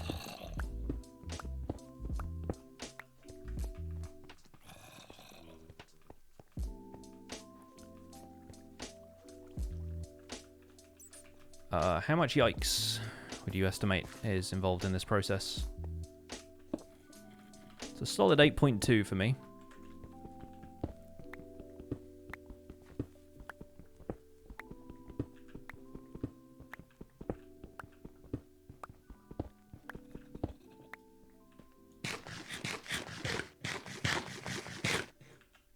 Hi there.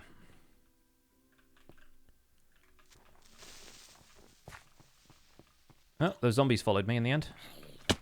So did that guy. Okay, we'll stay here. Oh, I don't like that sound.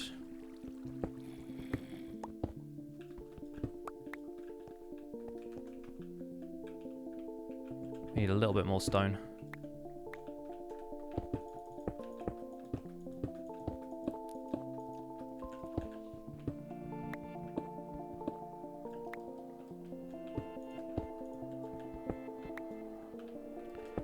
This ain't going ideally, I think.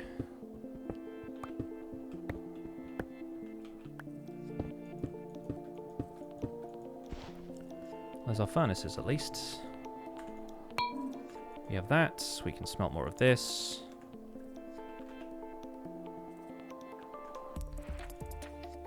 And I guess we'll probably just make the suspicious stew now. And we can make more mushroom stew after that and at least have something to eat. There we go.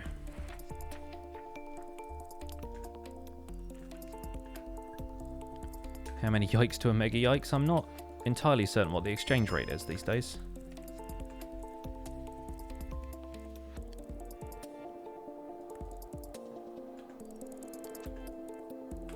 We'll get another brown mushroom for the spider eye a bit later.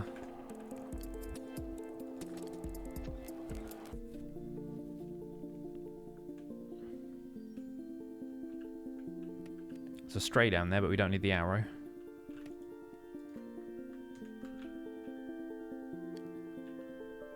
I got to commend this... Man, the bowls really don't do much, do they? Got to commend this one for dungeon positioning, if nothing else.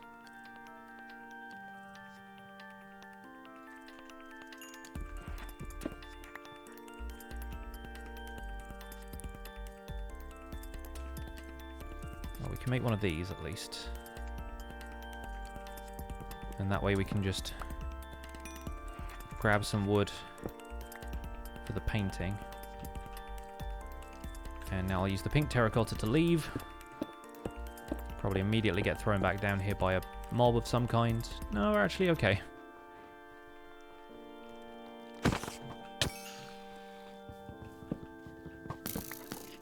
Don't want to get hit by slowness. Well, I did it anyway. We don't need this. We don't need this. So as far as the early iron scramble went, that was probably not my finest performance.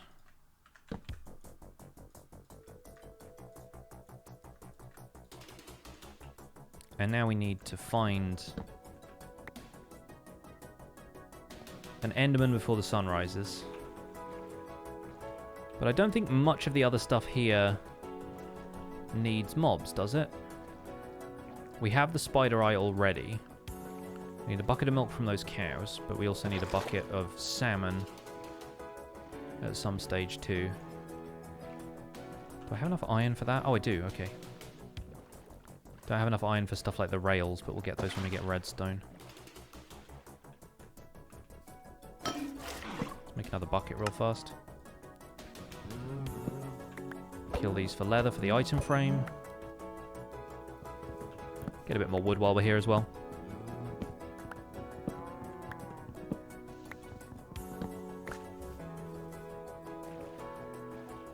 And once again, we're going to skip crafting the item frame and the painting right now because we'll just make both of those at once in a minute. Right now we are wasting time unless we find an Enderman.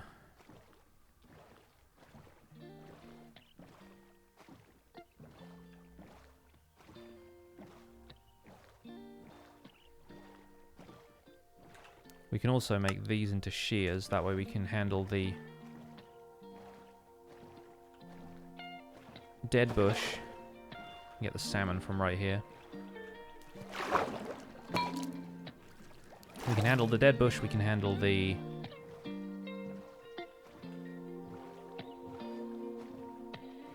pumpkin, turning it into a jack-o'-lantern.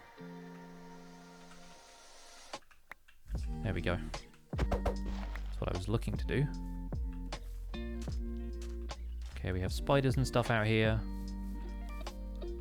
Honestly, the best place to run into an Enderman is if you're out in the ocean somewhere. Is this a desert or just a large beach? It's a beach, because there's no cactus.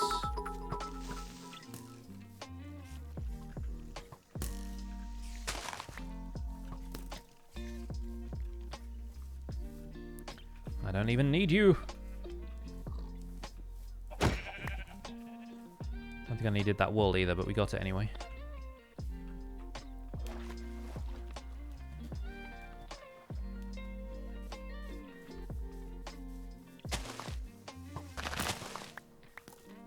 Thank you. Like, sure, let me get some cornflowers. Never pick them up.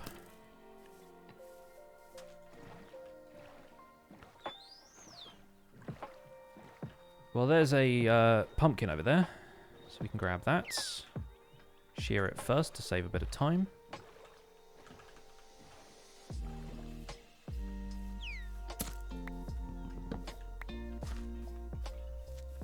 Hello.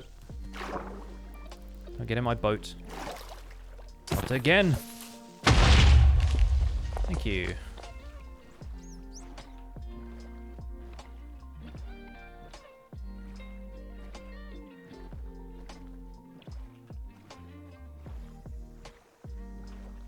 That looks like a savanna, so there might be a desert attached.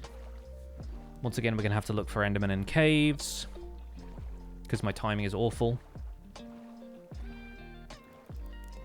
How am I going to get a dead bush from a desert? Pretty easily. They also spawn in swamps, I think. There's one up there, in fact.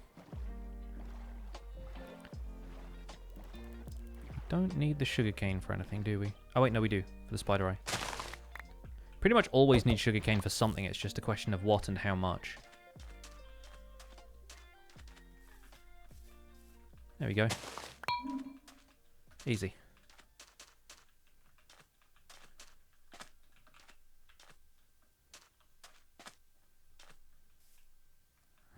Chickens have dropped an egg as if to taunt me.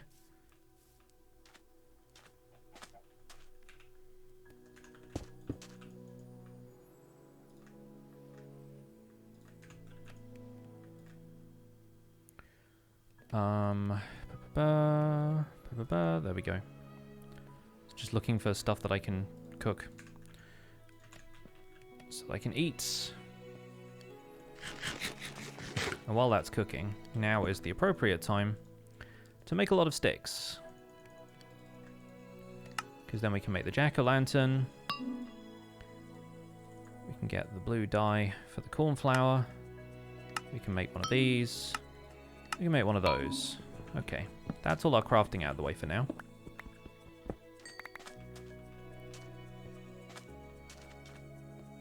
Can I get more iron from here? Nope, I can get a skeleton.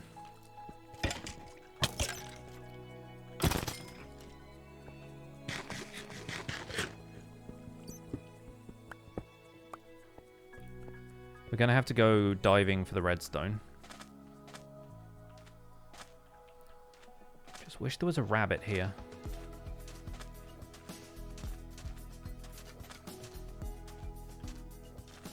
There is one rabbit. Will it give us rabbit hides? Probably not. Nailed it. Good job. Proud of you. We have a cactus here. Make sure to break the bottom cactus so it doesn't end up getting destroyed. Okay. So now, if we get good ravine luck, we might be doing okay. This is right by spawn. That was not a ravine after all. Fair enough. Let's go looking further afield. We came full circle right there.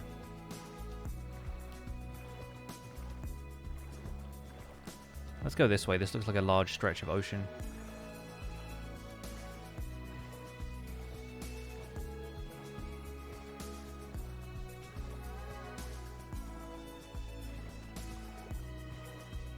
And we could get enough wheat from the drowned ruin that we don't have to worry about the hay bale. Just got to find one with an exposed chest so we don't have to worry about digging around for it, because it's always a pain trying to locate the correct block.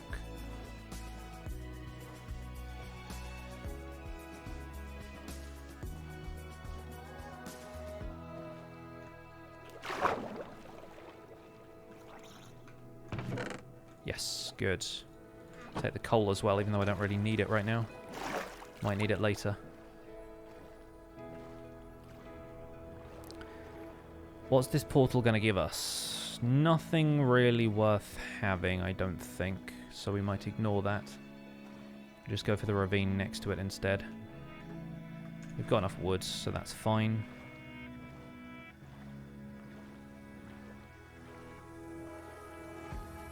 Yep, this is good. We get diamonds down here, so much the better. But in the meantime, we can at least look for redstone.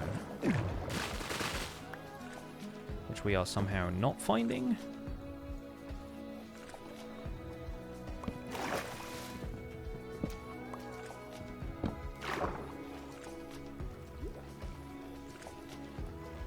That's kind of incredible, actually. Redstone is usually really common down here.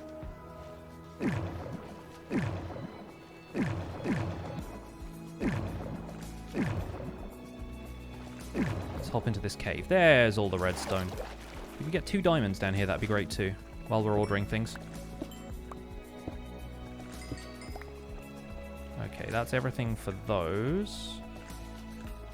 Take a quick look around. We're at Y11, so diamond level.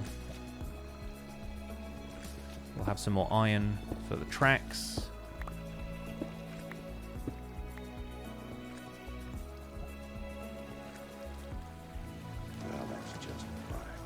Sure is. Beardo, thanks so much for the Prime sub.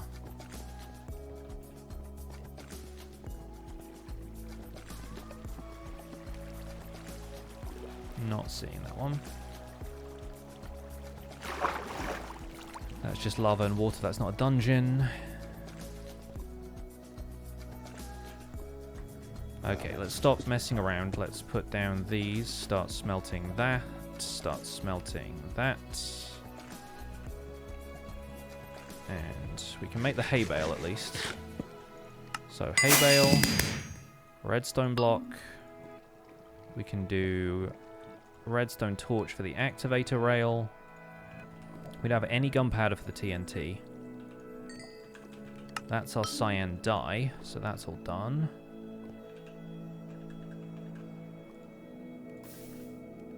Oh, of course, I threw down the block I was actually planning to use. Good, good. Glad I did that. Let's put these in there just to smelt that slightly faster. I'm going to make a shield because I need a shield. Don't need that anymore. So very little chance of Enderman being down here because we've got lava everywhere and they need low enough light level. There's our diamonds. Perfect, perfect, perfect. Come on.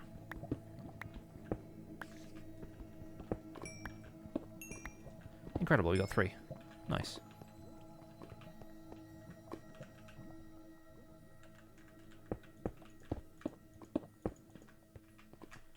Alright, we've got those. We've got 2 sticks and I made a pickaxe!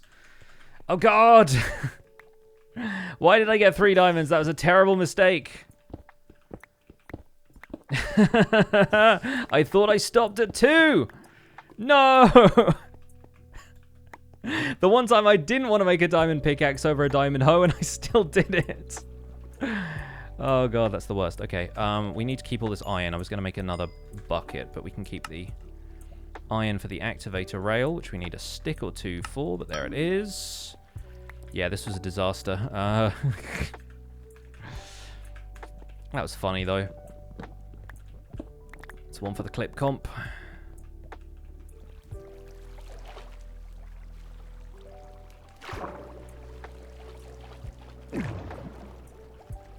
Hello, fish. So I don't think nether portals ever end up with, like, just basic apples, do they? They've always got golden apples, which is good in theory, but not for bingo. Could really do with a basic apple right now. Can't believe I made a diamond pickaxe and I meant to make a diamond hoe. At least I get to use the pickaxe. Stevco, thank you for the 4 months. Welcome back. Hey, we got an apple right away. Incredible. Never happens.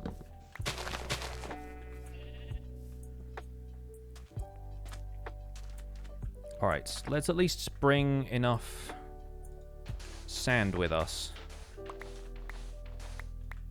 I can make TNT if we happen to get enough gunpowder from, I don't know, a spawner or something.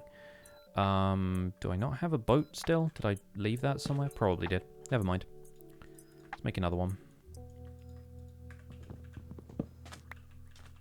I need a brown mushroom as well. Do we have any around here?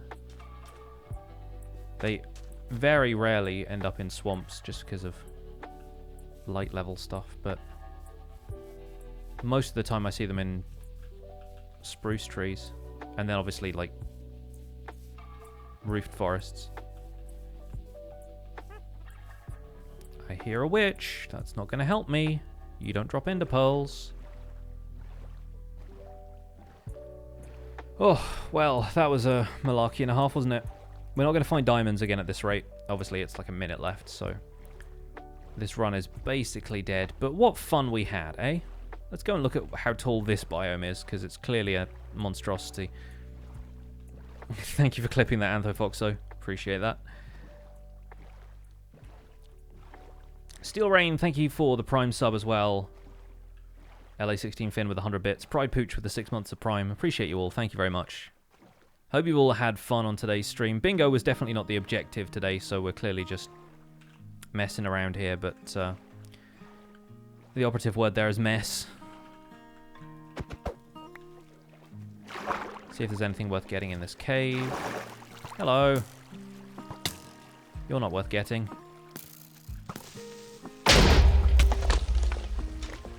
Oh. It's like, how did that skeleton hit me after he died? Shot an arrow right as the creeper decided to kill him. And that's a red mushroom. I need a brown mushroom. Just prime. This game doesn't know what I want at all.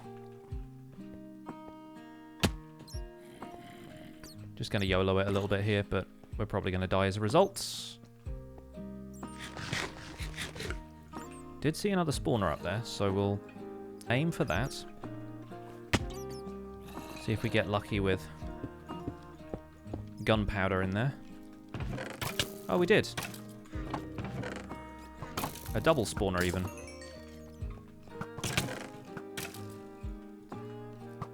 Again, like, none of this is super useful to us now, but at least we have it.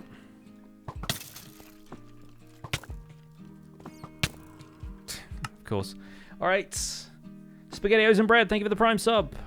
Appreciate that very much. We're all done here, folks. We're all done here. It's past the 30-minute anyway. Game is dead. But we had fun doing it, at least.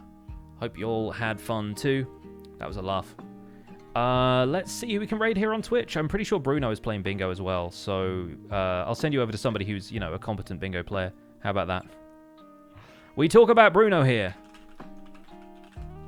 My partner is also streaming some more Lord of the Rings copy work if you're interested in going and checking that out. They are Celery at Min on Twitch, but bear in mind that their stream is very different to mine. I would appreciate it if you didn't crowd them with questions about me and respect what they're doing, because they're doing some fun stuff. Family friendly is a thing here, not so much a thing in the room next door. So if you check out their stream, then bear in mind they them pronouns and adult language.